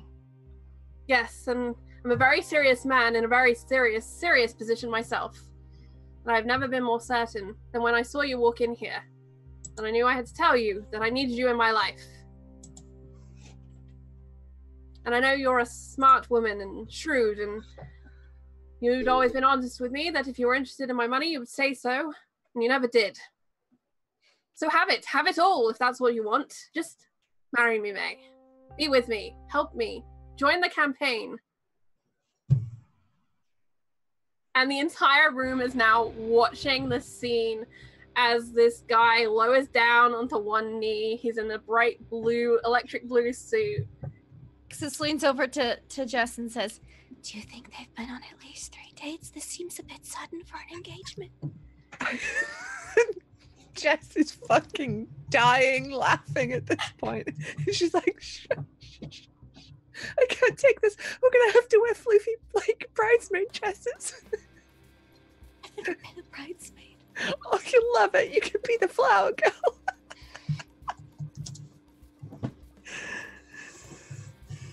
Oh. Bradley. Yes, May. You know I'm not one for public spectacle. Can we take a walk? Yes, May. I'm sorry. Sorry. And she's going to drink up every drink that's on the table. Yeah. And he kind of straightens his kind of cuffs and he moves to the door and waits for you. All right. I am going to look at everybody here. I don't know what you can do, but if you can do anything, then help me. I don't know. Oh no, this is all you. Congratulations, by the way, Mrs. Carmichael. We will hamburger him. No! There's Hamburger the girl. only one person in the world that we cannot hamburger. And it is him. No, there's more than one person. You can't hamburger Edmund. Okay, well, when we get back home, we can make a list. Okay. I like lists. We can put it on the refrigerator. Yes.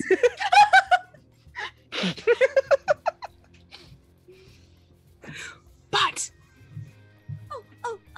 Okay. So if we can't hamburger him, perhaps you should escape with his yacht. And run away. and run away without you? You'll just run back home. He doesn't know where you live, right? Or he would have found you by now. That's true. He's such an idiot. Oh my god. Or you could marry him. It would be. I am not. That is not going to happen. Have you not had 3 dates yet? That Jess said that's how long you have to wait before you can get engaged. What? What did you tell her? 3 days? You have to have a lot longer than 3. She's been watching too much TV. You said that when we were shopping for our date outfits at the mall. Did I? You did. Oh, Ixis, never believe anything I fucking tell you. It's all lies and bullshit. No. Except the cool stuff about comics and TV, that's all I was true. gonna ask about Spider-Man. Okay. Good. Yeah, that's cool. Yeah, Spider-Man's real. And as you're having this conversation, you hear, Jess? And your father's voice just kind of rings through the clutter of the conversation. Whoops. May, go turn to your fiance. Wait. You hadn't noticed him come over, but Julian Walters is now stood by the side of your chair. Oh, hi. How's it going? Why are you here? He says quietly. And he kind of makes a nice smile and waves to a couple of people beside the Ixis. Do you wanna chat so it's not so weird that you're kind of looming over a young girl? Always nice to have a new supporter, and he offers out a hand to you. Take it, shake it. Are you here to embarrass me? I don't understand, Jess. No, I didn't know you were gonna be here. I'm here with some friends. I didn't know this. Everything's about you. And he closes his eyes for the briefest of moments to compose himself. And he says, well, have a good night. And just has to move away from you. Mm-hmm. Hey.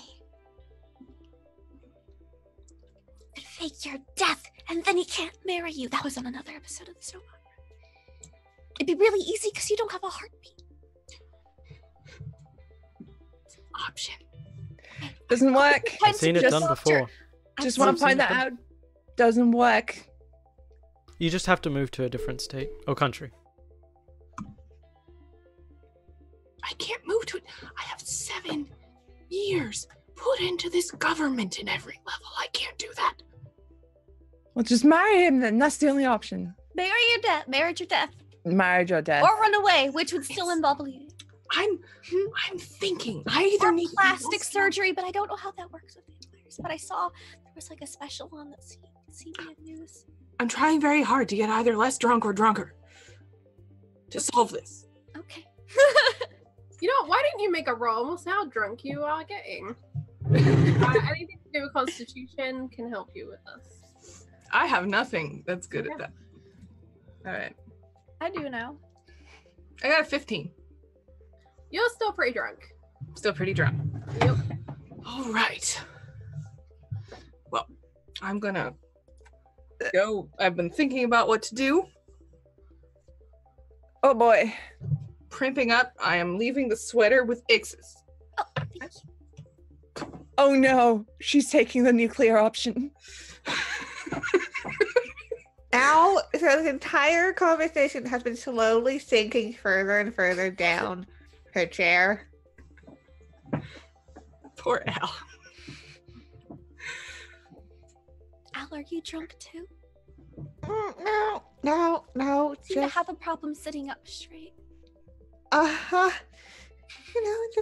Just right here. This position is most comfortable. Oh, okay. Yeah.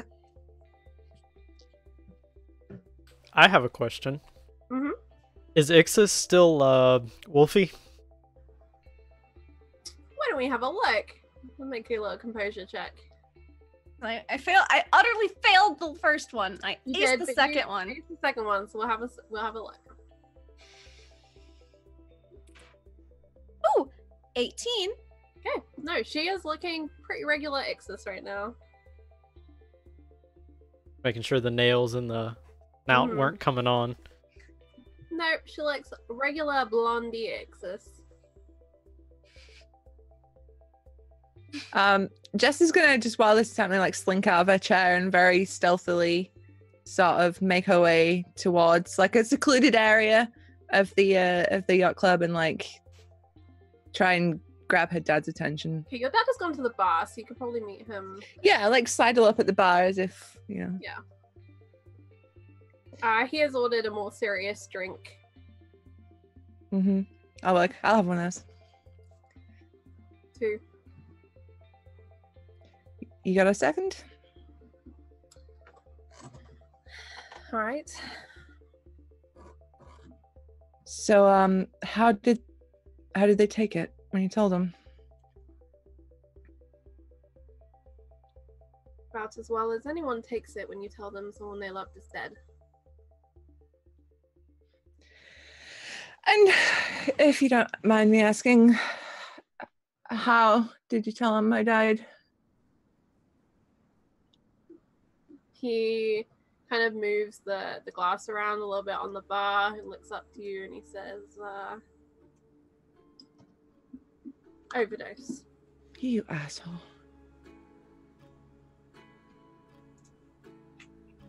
Chemicals are more peaceful than other methods.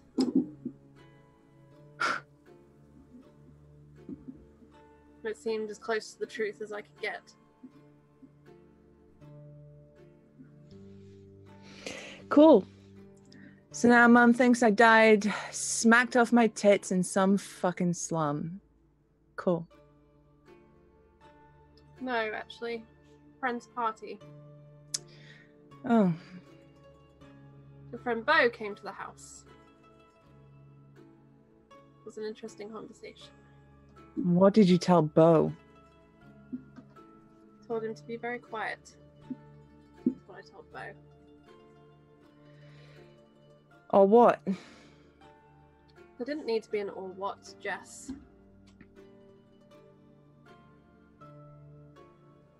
Some children know how to do what they're told.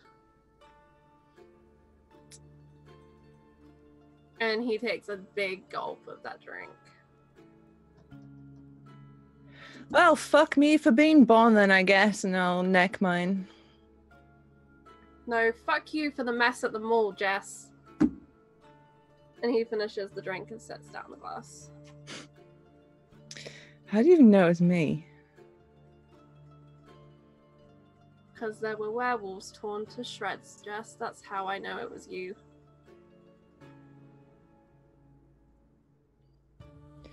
For what it's worth, they started it.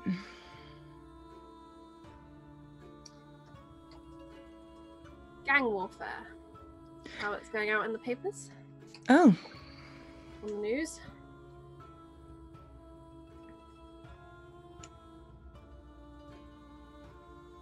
gangs. Cool. Guess I'm in a gang now. And he looks you over and kind of side eyes the leather jacket you've got on. You don't want to know. Hey, doing my part to clean up Deadfield, though. And he pushes your glass towards you and signals for a refill on his own. I'll signal for another.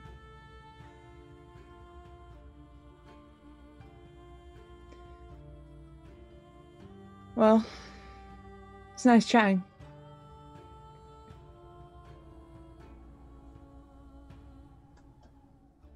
And he just is quiet. He looks up to you as if he's about to say something and then looks down and away. Now that you're kind of closer to him, you can see, like, he actually looks pretty disheveled. Considering what an event this is, he definitely does not look peak, Julian Walters right now. Mm-hmm. You look like shit. Well, that's what happens when you feel like shit, Jess.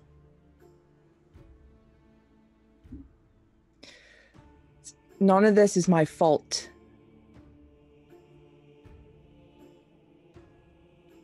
It's not mine either. Fucking grow a pair and stop wallowing. Just leave, Jess. Go and play your games somewhere else. I'm not playing games, but you should know. Someone has it out for you. Be careful. What do you mean? I'm saying someone has a very vested interest in you losing. So pull yourself together, stop wallowing, and put some work in. He takes his refill glass and swallows it down. And he goes to rest a hand on your shoulder. And then it's almost as if he has to, force himself to do it. He pats. And then as he's about to pull it away, there's a very gentle squeeze.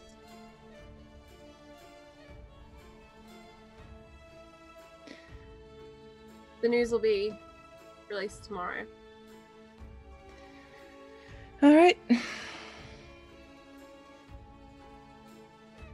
I won't send flowers. I'll neck my drink. Say, take care, Dad. Good luck. Be safe. Good night, Jess. I'll walk away. And slide back into the booth. Say, so, May, she set a date yet?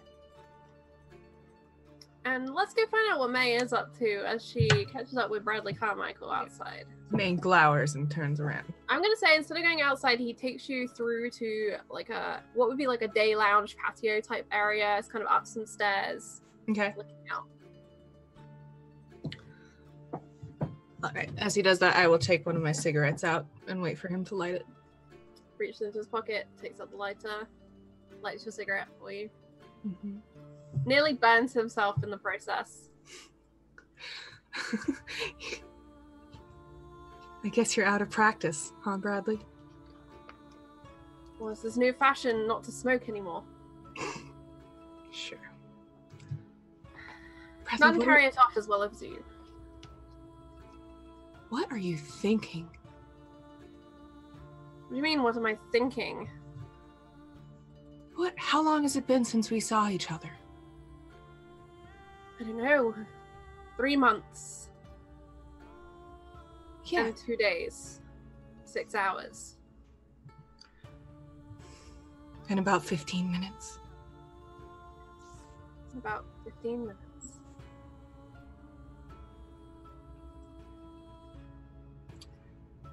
I've missed you too, Bradley. And he reaches out and a hand rests on your waist. And he pushes back your hair with his other hand. As he leans in, I'll look away and I'll say, but your campaign, Bradley. Don't you support it, May? Don't you support my ambitions? Aren't they what you told me you wanted for me?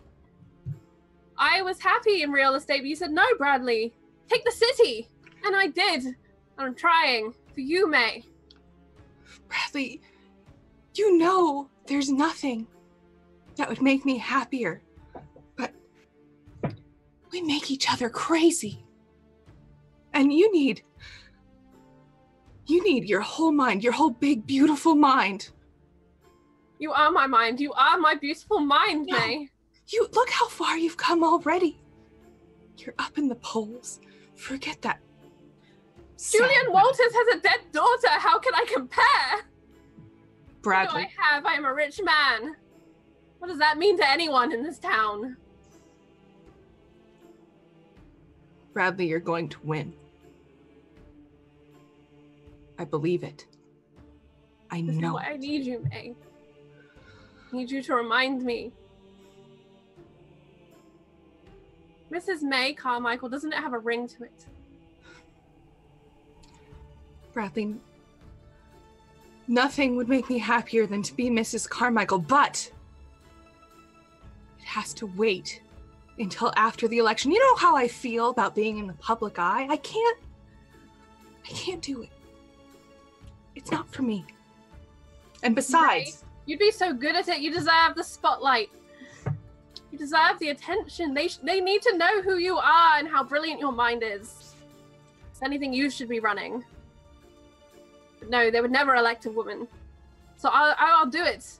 For you, I'll give you the city, but I need your mind, May.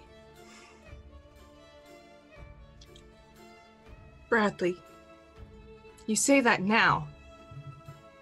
But in 2 weeks, what's it gonna be? Are you gonna be thinking about Bunny or Millie? No! I'm done with them. Anybody? They are just poor substitutes. They may as well be mannequins. Very nice for hanging clothes on, but nothing in them. Made of plastic and fiction. You're not fiction, May. You're real. The most real thing I've ever met. So wonderful and earnest.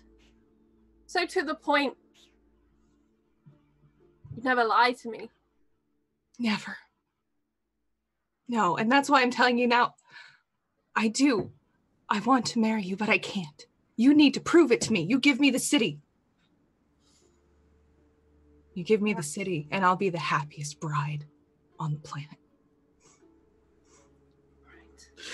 And he reaches down, and on his hand, he wears like a fraternity ring, something like that, like a class ring, and he'll pull that off, family ring, and he gives this to you. Don't wear it. I know you don't want that. Mm-hmm. When I give you the city, you put this on. You will become Mrs. Carmichael. The sixth and the last. Well, we all make mistakes, May. And she'll just put her hand on the back of his neck and play with his hair a little bit in a familiar way. I'll never need another.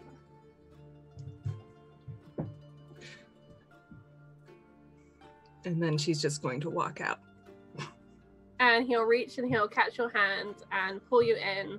And unless you stop him, he's going to kiss you. Sure. Okay. And he kisses you. All right. I'm only at 10 blood points. Is this a problem for me?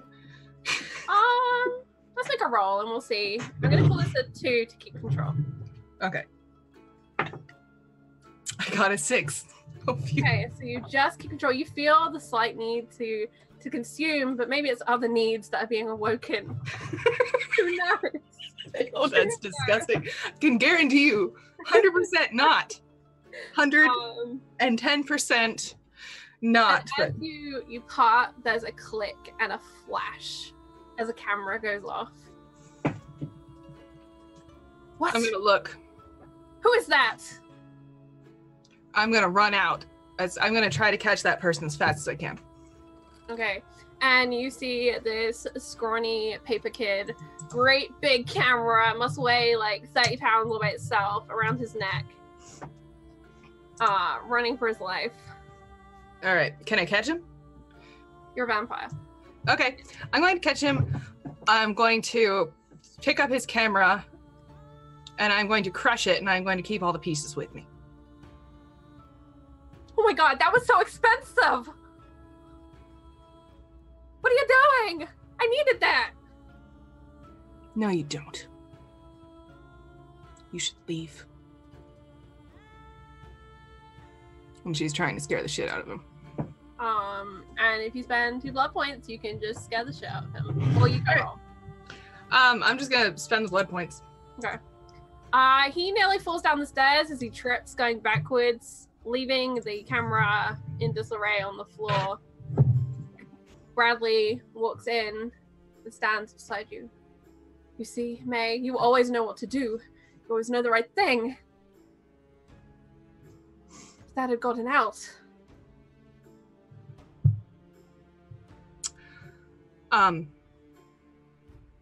May will take out a give me a business card. Reaches in his pocket, pulls out a business card.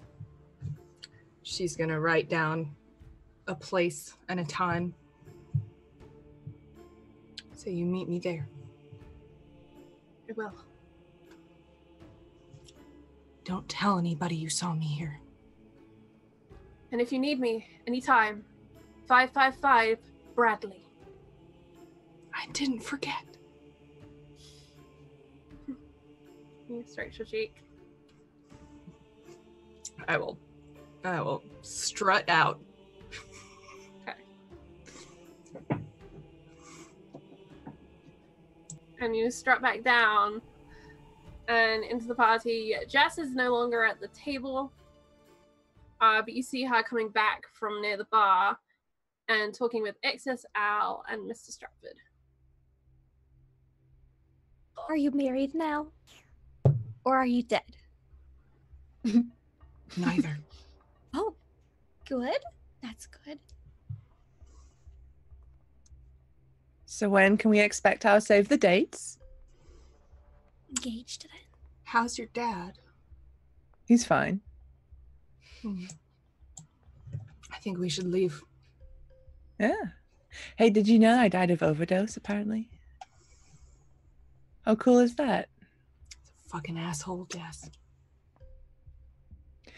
Hey, we should go, though. This place sucks. Okay. Stratford, you done sniffing up the joint? Or...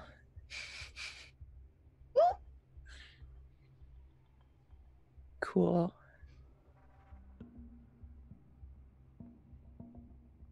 Yeah, but everything just escalated so quickly, like days of our lives. A waiter approaches the table on mute. I'm not sure who's muted. A waiter approaches the table, and on the tray there are 2 notes. One is presented to you, Al, and one is presented to you, Ixis. Ixis, you open it up, and it is a note from one Miss Hendricks. And it says, loved you on Sands of Time, whatever, another show. Mm-hmm. I've with probably seen it. Coffee while you're in the city, and then it's got a number underneath. Scarlett Hendricks thinks I'm a different actress. Do I look like any actresses? You've got that sort of like ingenue thing going on. It's a bit obnoxious for me, but it works for TV and movies. Oh, okay. And Al, your note says, I know what you did. And a little heart.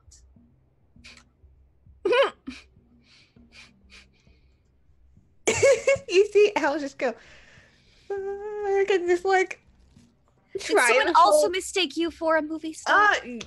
yes, totally. And you see her try It to must fold happen it, to you all the time. and it's not folding, it's like crumpling, and she's trying to just make it smaller and shove it in her pocket.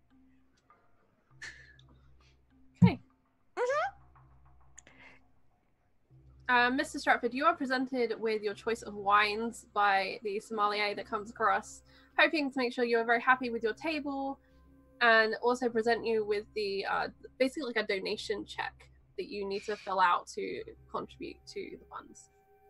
Okay, I'm just gonna fill out like a hot check, basically. Yeah. Just like write down some random name and address in, just outside of London, and just like forge the whole thing, and pick out a nice red wine. Okay.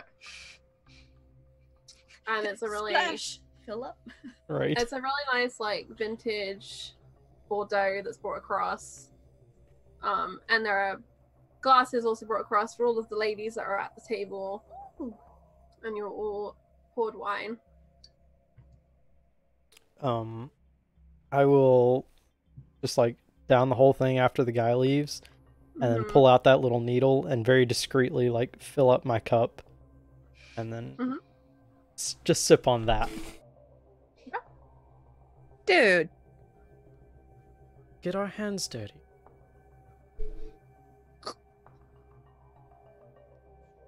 Where I'm from it. is that how Yeah. they do it down in London? Yes. Very elegant. Well, maybe not. But where I'm from it. Where are you from? Just outside of London.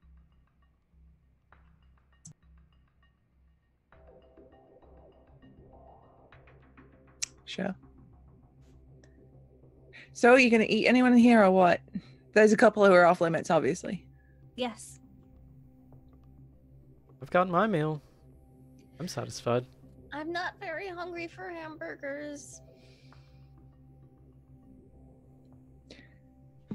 Yes, So we I should will figure say- out your situation.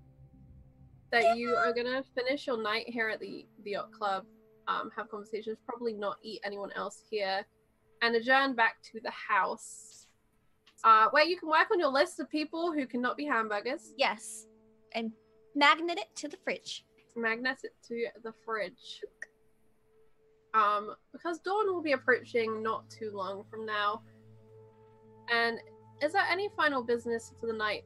Maybe attending to Ixis's condition. Yeah, Al's just like, okay, just going to Bartholomew. So we have to give her. From what I understood, it was you need to go more to one side or the other. So if you want to become more dog-like, you would try to let out your inner beast. Want to become of the night? I had imagined you just needed to feed, but she doesn't seem to want regular blood.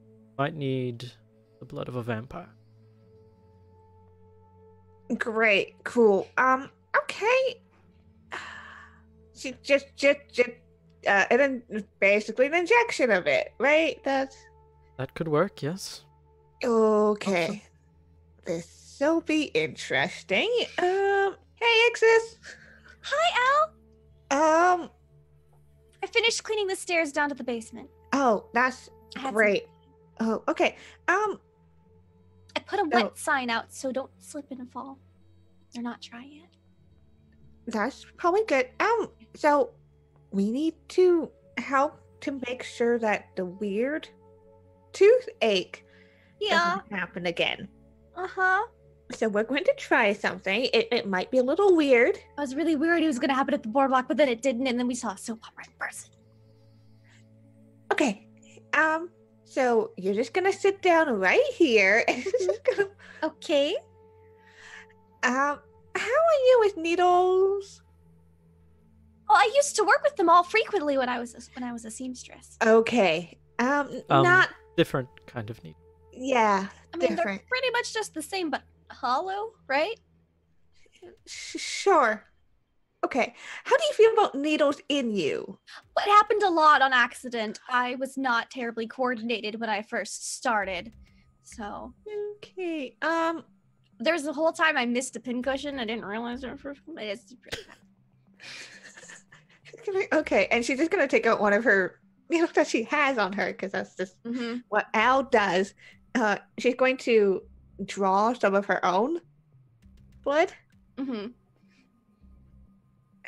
Okay. I might interject here. Yes. And I set my briefcase down and flip it open, and like normally he's very discreet with it, but it's a big briefcase. It's probably about that thick, you know. Mhm. And when he opens it, it's got a very small slot for papers, and then it's got a secret compartment, but it's obvious that the briefcase is bigger. And it's when he opens it up, it's got like a foam and velvet lined compartment. It's got 2 syringes, like the really old fashioned with like the 3 big things, and then a very nice crystal and gold cup, like wine glass. So he kind of pulls that out and sets it down. Yeah. I feel like this is a bit excessive. No need to stick her if you don't need to. True. Okay. Besides, she needs to don't find feed. I don't know if the injection would actually work. Feeding You can do is... like half and half. Maybe let's not put your blood into there. It's just already a little weird. Okay. Yeah. Whatever She's you just- wish. Is your friend after all. Yep, we're just okay. And she's just gonna take this very opulent looking glass. It's just like, okay. And she'll just like take what she's already drawn and it's gonna this is her life now. Alice. She normally works with electronics. This is not her forte. But she's like, No, this is definitely chemistry and not physics right now. Mm-hmm. yeah. Biological experiment.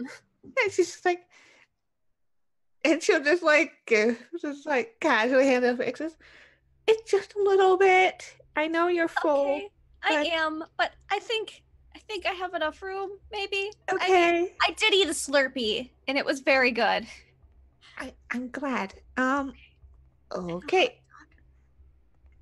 And I will take a half step back. Alright, Um, Exus, you're gonna need a composure check. Bartholomew is very intrigued by what's Yeah, I about to know he is. happen. All right, composure. Yep. Cool. Oh, okay. 15. Okay. The smell of this blood is particularly sweet to you right now. Ooh. It's kind of like really cheap vanilla ice cream. That's what it smells like to you. Okay. And it's kind of like, yeah, I could go for that. Like, I could go for a bowl of that. Okay. Yeah. X's had a Slurpee. You kind of feel those fangs just extend just a small amount. Mm-hmm. But you're not kind of out of control wolfing. This is more vampire, if anything. You take a gulp. And it's gone.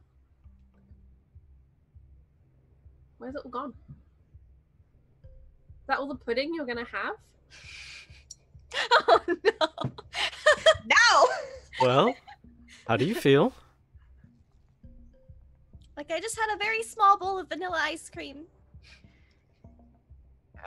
Okay. Do your teeth hurt? Do you feel weird? I think they're fine. I- Oh wait, no. I'm just kidding. Oh God, no, not like this.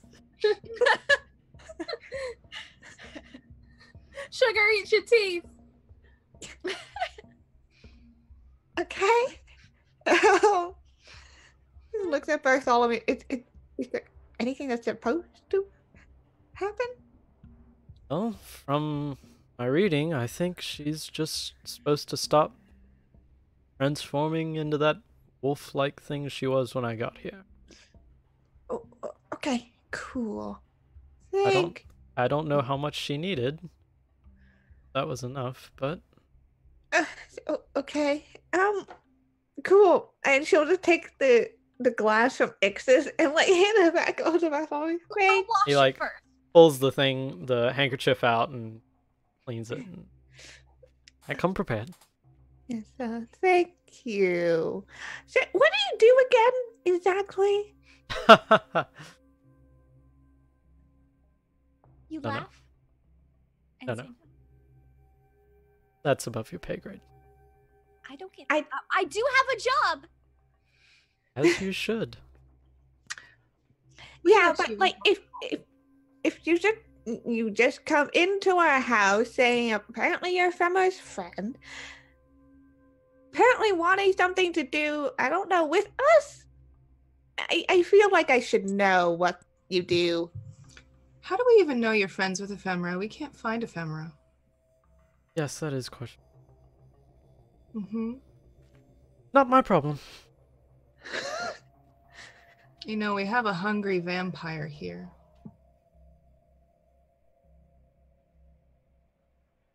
Well, it is almost dawn.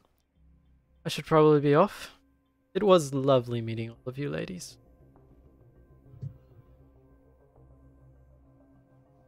Gonna go to walk out the door. I eat him. I'm just kidding. Okay, so we can all agree, like, that's definitely the devil that just left our house, right?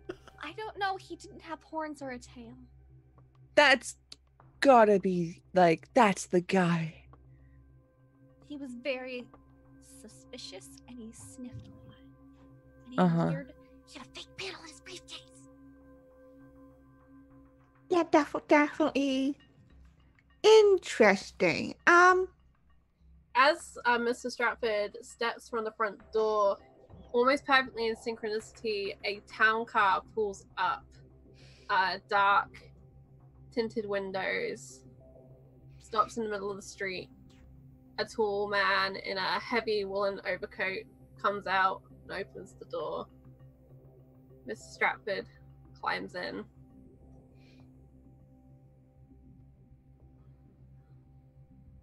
Definitely Satan. The car moves off, and there's a manhole cover, and steam rises up from the edges. I'm like out the window with Ixis. I'm like, look at this! I'm just really glad we're allowed to look out the blinds. And as I you look w- out the window, Oh, you Uh-oh. also notice a red sports car. The soft top is up today, but it is there just down the street from the house. Just down the street? Is it parked or is it just pulling up? It's parked. How dark? Is it still dark outside-ish? Mm-hmm. You've probably got like an hour before sun starts coming up. Ah, shit. Okay. I'll be home before sun, I hope. And I'll like dash out the door to the car. Okay. And out in the car, Bo is asleep in the driver's seat. You get the feeling he's been here a while. I'll just like lightly tap on the window. He kind of knocks awake and he rolls down the window. What are you doing? I was waiting for you. How long have you been here? He looks at the clock. What day is it?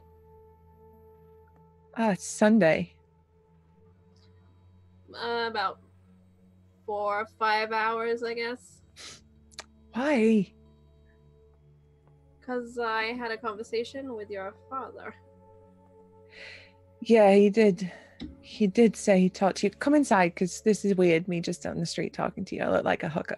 He looks up towards the house, and you notice fear in his face as he looks towards it. She's not here.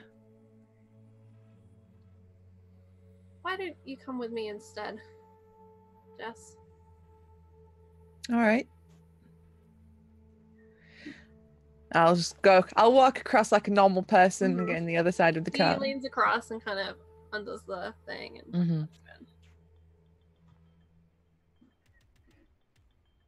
All right, where to? home, I guess. And turns on the engine, pulls it out. And he lives out in the suburbs, not too far from the house your mother runs. Mm-hmm. And that's where he's going to take you. And in the main house, Ixis, Al, and May, you're left with the remains of the night. Is there anything you would like to do? May is going to get completely wasted. Mm-hmm. Completely, and then take the longest shower of her own life. Okay. Unfortunately, as you go to shower, there is a shortage of hot water due to the number of showers that happened earlier in the evening. So unfortunately, it'll be a very cold shower. This freaking house. She will heat water on the kettle and take a bath. Like ye olden days. Yeah, real still and close your eyes and like meditate in the living room and see how she feels. Okay. She looks like she's concentrating really hard. Okay, why don't you make a roll for me? Just a d20 roll. And tell me what you're concentrating on. Very specifically, as you focus on yourself, what are you concentrating on? First she reflects on the incidents that have happened today, the mall, the werewolves, vampires, and how she doesn't want to be a werewolf. She doesn't know fully what that means, but she's read a lot of comic books and she kind of assumes that she'd just become full werewolf like the Hulk and just raw her out. She doesn't want that. She doesn't want to hurt people. So she's just thinking about like cool, calm, collected thoughts. Okay. And that kind of thing. I'm so nervous. 17. Okay. On a 17, you focus on the calm places, on who you are, on everything that happened. And you find yourself picturing the park and the waterfall, and then the trees, and then a mountainside. A small house with a chimney stack which smokes. And you see your family. And they are going about their business. One of your brothers is riding on a dirt bike down the road, laughing as he goes, a hat waved in the air, goodbye.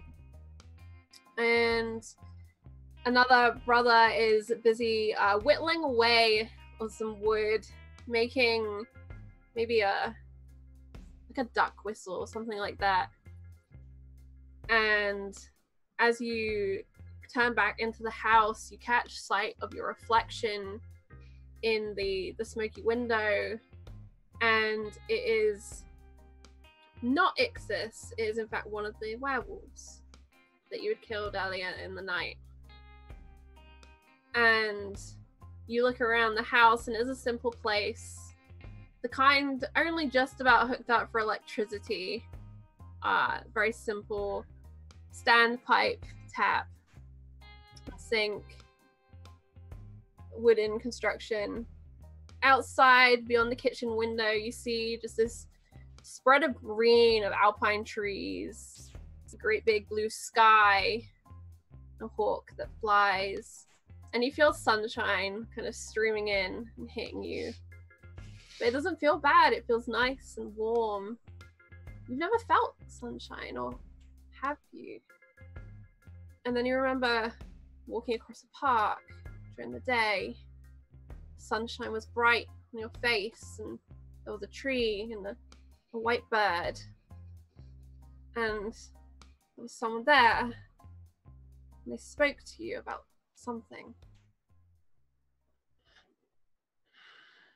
And you take a breath, and it's a breath that you've not taken a breath. As far as you can remember, you've never really needed to breathe. But you take a breath, and your lungs, so unused to youth, just spread and broaden, and you can feel wind on your face, and you remember crossing the beach and hearing the waves and thinking about the yacht. And you remember you'd come here with your family too. You'd walked along the beach, played catch, gone swimming in the water. Someone was missing. Someone was meant to be here, but they're not here. You remember waking up in a dark underground factory. There were men looking over you. They all had the same face. They checked your eyes, your ears, your nose. They checked your fangs, making a measurement, noting it down in a data pad. You exhale. You inhale again. Mrs. Suds, you sit in front of the TV, watching the daytime shows, watching the news, watching shows that you've never seen before, but they must exist. And you find yourself very confused about who you are. Are you Ixis? Are you this other person? Are you a werewolf? And you're not sure. And you exhale again. And you try and hear a heartbeat. You try and hear some part of you, but your heart does not beat.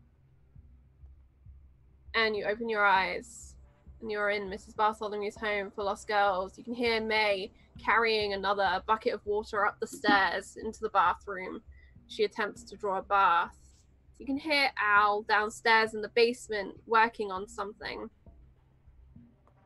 And you can hear the buzz of electricity as it runs through the wires of the house, into the TV, into the light bulbs, into various other appliances, the phone in the hall. The world is very noisy. You can hear the city outside. It's nighttime, but there are still people. And as your ears strain, you do finally catch a heartbeat. It's a neighbor. They're softly asleep. You hear them muttering something to themselves. But you are here. And as you reach up, you feel your long blonde hair, perfectly soft. You're Ixis. That's who you are. That's all you've ever been. You're Ixis. And you feel a familiar hunger wash over you. Lindy, please decrease your blood pool by 6 points. Okay. As your vampiric hunger reawakens within you. And as your mind continues to drift, you try and recenter yourself, coming back, feeling normal. Your eyes roll towards the ceiling, to the bulb, and up and up. And you can imagine the layout of the house, the floor that your room's on, floor above that, Ephemera's room, and up through the roof, into the night sky, where the pale, ghostly circle of the moon is fading. And the stars, too. The sun will rise soon, but the moon is there. And you are fairly certain that you have not yet finished your transition in one way or another, that there is still a journey to be made. But you have access to the mind of the werewolf you killed, to their memories, to their emotions. So bear that in mind. Okay. Your humanity score is going to increase by 4 points. I am so human. No. Okay. Okay. And that brings us to Alice. What do you do the rest of your evening? Al, for a while, just needs to do something with her hands. She's gone down to the basement and she's just tinkering with something, anything, honestly. She has the samples done of Ixis's blood, and she had made some notes on it, noting the strange mixture. She is kind of flitting from console to console, just going. She's also thinking about, okay, I need to go and deal with the information at some point, either wipe it or just do something. But her hand keeps going to the note in her pocket. And she's found a home here in this covenant. And she knows what this person's capable of. And so she goes to the phone.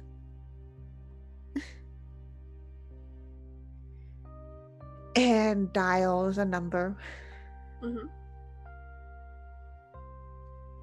And waits to see if anyone picks up.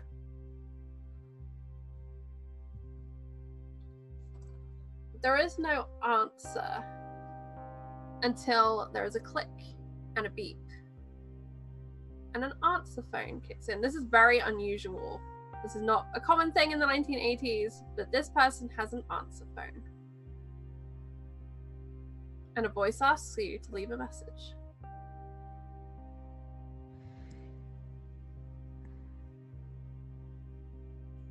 Hey, I got your note.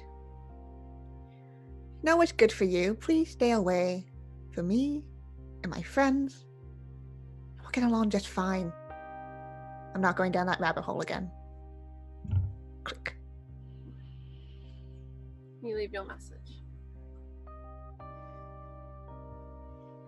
And the note has left a scent on your fingers, and it is her perfume, and it's irritating the way that it lingers.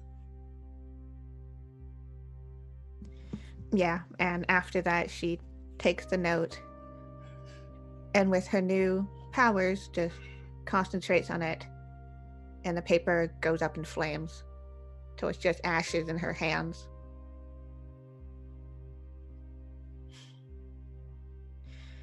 All right. Let's figure how to save the world. And with that thought, we shall end today's penultimate episode of The Lost Girls and leave them all with many questions and many missions left as we approach next week.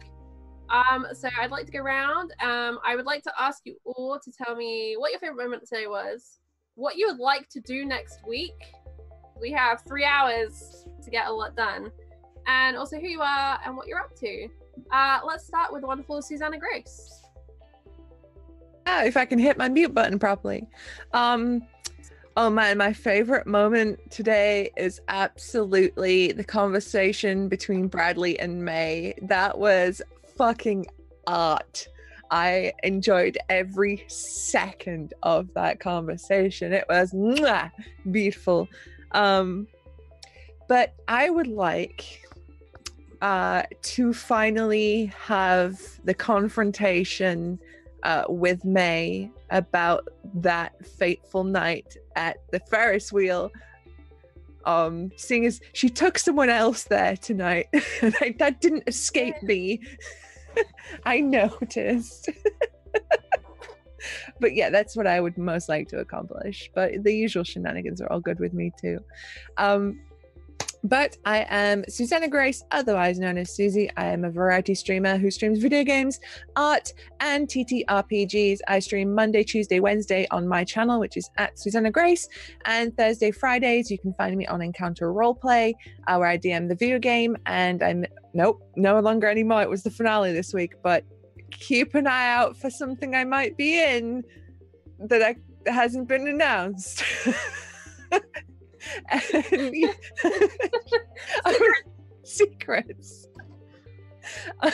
But I will be putting up a new pin tweet real soon with the games I'm going to be in and where they'll be and all that stuff. Also, the Game of Thrones game that I've talked about nonstop for the past few weeks, that's starting soon on April the 25th on RPG Webby, so check that out too. Oh, and I do want to say thank you for the donation of a reroll for Alice. That will definitely come in handy next session. So thank you very much for that. And thank you, of course, to Grimjack, Tales from the Grim, for raiding us. Welcome, welcome. I'm sorry we're just ending. But thanks for joining us, and I hope you had fun playing Highlander. Go and check that out on Sundays. It's a very good, recommend highly. Also, Cypher System. So if you're enjoying this, check out Monty Cook's Cypher System games. They are very good. We enjoy them much. And Lindy, how you doing? Doing good. Mind blown a little bit. So much happened today. We didn't even get to our dates. I was looking at the time. I was like, oh shit, how am I gonna get them to the dates in like half an hour? This is why we don't go to the boardwalk. We go to the boardwalk and we just stay there for 3 hours. It's what happens every time. But yeah, super duper fun. I had a blast. Gosh, favorite parts? I'm right up there with Susie. I loved the May and Bradley thing. Ixis thought that was like 3D TV. It was just, oh my gosh. And she had some really good suggestions on how to handle it. Marriage or death should be a t-shirt for this show. Marriage or death. Yeah, just a whole lot. A lot of the conversations that happened between people I enjoyed. There was a lot of good just interpersonal moments with Daiquiri Girl and all sorts of stuff, and Bartholomew stiffing everything and being weird and us getting sucked forward into time for a moment. That really, Ixis is pretty freaked out. And I think things to happen next week. She wants to have a moment with Edmund, probably on some kind of date or something. Maybe speak with Alice about what they saw in like future stuff, because she's tech savvy. Maybe she can look at the book and something. And William, I'll figure it out more. But yeah, that's how I'm feeling. See how it's going. Awesome. Anything you'd like to plug today, Lindy? Oh yeah. I was so excited about the game. Yes, I'm Lindy, Laugh Live Lindy. You can find me there at Twitch, Twitter, and YouTube, where I play in /GM about a dozen or so tabletop RPGs a week. Tomorrow night on my channel, I have a beard, and we are playing Mondays in Exandria. It'll be episode 2, so you should definitely check it out. Along with Tuesdays, I DM Call of Cthulhu Encounter Roleplay, and about an hour after that, I DM Mr. Ravenloft on my own channel, so definitely keep an eye out for those cool things, because they're super fun. Super fun. Highly recommend all those things, including Mondays, especially for the beard alone. Worth it. It's magnificent. Worth it. Support women in beards. Kiana, how are you? Oh man, that was fun. I think obviously May Bradley moment was fucking hilarious. But I just adored all of the interactions tonight. Just, everything that comes from Ixis's mouth about anything is the purest. Even when she uses her angelic self to talk about cocaine and Gilligan's Island. It's always great. And it's just great having Matt and having Bartholomew and just be like this very unnerving character that everyone's like, yep, that's the devil. So much fun. And it was also really cool to start getting, some of Al's past catching up to her. It's fine. It's fine. Oh yeah, and that whole freaking mind sequence with Ixis was so good. We were like, family? What family? Oh god, no. Yeah, and then knowing that was also when she saw Alice in the past / future, which is also wild. So I think next week I need Al to go and deal with Project Greenlight. That's her major thing. But I also want her to deal with, her previous covenant, who she's not on great terms with. And they clearly have been spying on her or something. So, and then you did burn their house down. Probably. And then I did burn. I mean, it wasn't on purpose, but it happened. Yeah, so until then, for the finale, you guys can find me over on Twitter at GennaS. Best way to figure out what I'm doing, because I'm over the internet playing role-playing games almost every day of the week. This week I'm mostly quiet, but you'll find me back over here on WebDM on Tuesdays for Starwood Bound, and a lovely Spelljammer inspired D&D campaign. Super fun stuff over there. And other than that, yeah, just come find me back here for the finale. Why is it the finale already? Oh no. And don't forget, after our finale, we are doing a Q&A session on the 28th where we will all be hanging out, talking about the game, talking about ideas and all the fun stuff. So yes, it will be finale next week and then Q&A session. Matt, I'm going to hop to you next. How was that for you? Well, I mean...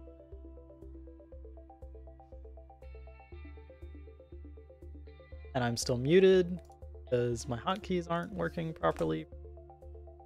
Anyways, it was great. I had a good time. I had a lot of favorite parts, but I think specifically, oh yeah, it does that. Sorry guys. I think May and escaping me. Bradley, thank you. May and Bradley's scene was probably up there with the top scenes of the show ever. Jess and her dad, just when he was like, you know, some kids know how to do what they're told. Oh, that was brilliant. Awesome. I had a lot of fun. Thanks for having me on, guys. I hope I didn't creep y'all out too bad. The devil went down to Deadfield in the form of Matt as Bartholomew. Super exciting character. I do want to also shout out Anna, whose birthday it is today. Sadly, hasn't been able to be with us the last few episodes because she's been really ill. We hope she's doing well, and best of luck, of course, with her baby that is on the way. Emma, how are you doing? I'm so good, Charlie. This was such a fun episode. I love how everything we all do, like, you find a way to take it and then put another twist on it that we aren't expecting, that make everything, like, makes you just like fall and invest in everything so much more. I had a fabulous time with Bradley Carmichael. I hate him so much. I hate Bartholomew so much. He's so creepy, and I want to know why. It was great. I love everything that Ixis says. I was not expecting the cocaine thing at all. And I want to know what's going on with the Queen of Hearts. And I think my favorite moment was probably when Jess crushed that guy's head like a watermelon, because it was this like unexpected Tarantino moment that was just like, holy shit, he was crying and sad. I guess I'm not a cinnamon roll because that's my favorite moment. And we have the proof, ladies and gentlemen, friends. Yeah, but I love this game. I'm Emma. I'm the communications director for WebDM. We do a lot of things on the internet. On Wednesdays, we are on YouTube, and we have videos that come out every week. I think this week's is going to be about Starspawn. I think. Starspawn? Oh, well, the other one's going to be out soon, too. It's going to be one of those two. And we have on Twitch. We have on Tuesday, Starwood Bound, which me and Kiana are on. And then on Thursday, we've got Land Between Two Rivers, which Lindy is on. And we've got this show, and that's all I got right now. I love you guys. And congratulations for a wonderful finale to your spot on the D&D official channel. I've forgotten what the game is. Tales from the Mist. Tales from the Mist. Obviously DM'd by the wonderful TK. Yes. And yes, it was amazing. If you haven't seen any of that, go and check it out on the YouTubes. And support our wonderful Emma. She did a great job over there. Really cool game. Yes. As for me, I really wish we had more weeks because there's a lot of stuff going on, and I would love to just hang out every Sunday with these wonderful people I've been very lucky to hang out with, including you, chat. Thank you so much for being here. and for supporting us. Don't forget to check out Tabletop Loot, WebDM15. Let them know we sent you. Let me know how the dice roll. Hopefully well. Hopefully they're not touched by Brit's curse, unlike the rest of us who must suffer through. As for me, check out my pinned tweet. I have a whole lot going on right now, including that Game of Thrones game coming up at the end of the month. Wednesday is going to be the finale of my Adventures in Middle-earth over on Encounter Roleplay in the 5 p.m. slot. We're trying to rescue a hobbit so they don't get turned into stew. It's a very important quest. We roll like garbage, so it will probably happen. And yeah, I've got a whole lot going on next week. From Monday all the way through, I think Thursday is my day off. So check that out. And then not this week, but next week, I believe there's going to be a Q&A on Tales from the Grim for May Black Roses Bloom, which is a cast I'm joining for the next season. Fingers crossed. I think that's what's going to happen, so keep an eye out for that. Yeah, lots of things I could plug, but just so grateful to be here on Sundays, hanging out with these amazing people in this amazing world that we've built. And I can't wait for next week already. So we will see you then. Look after yourselves. Bye bye, everyone.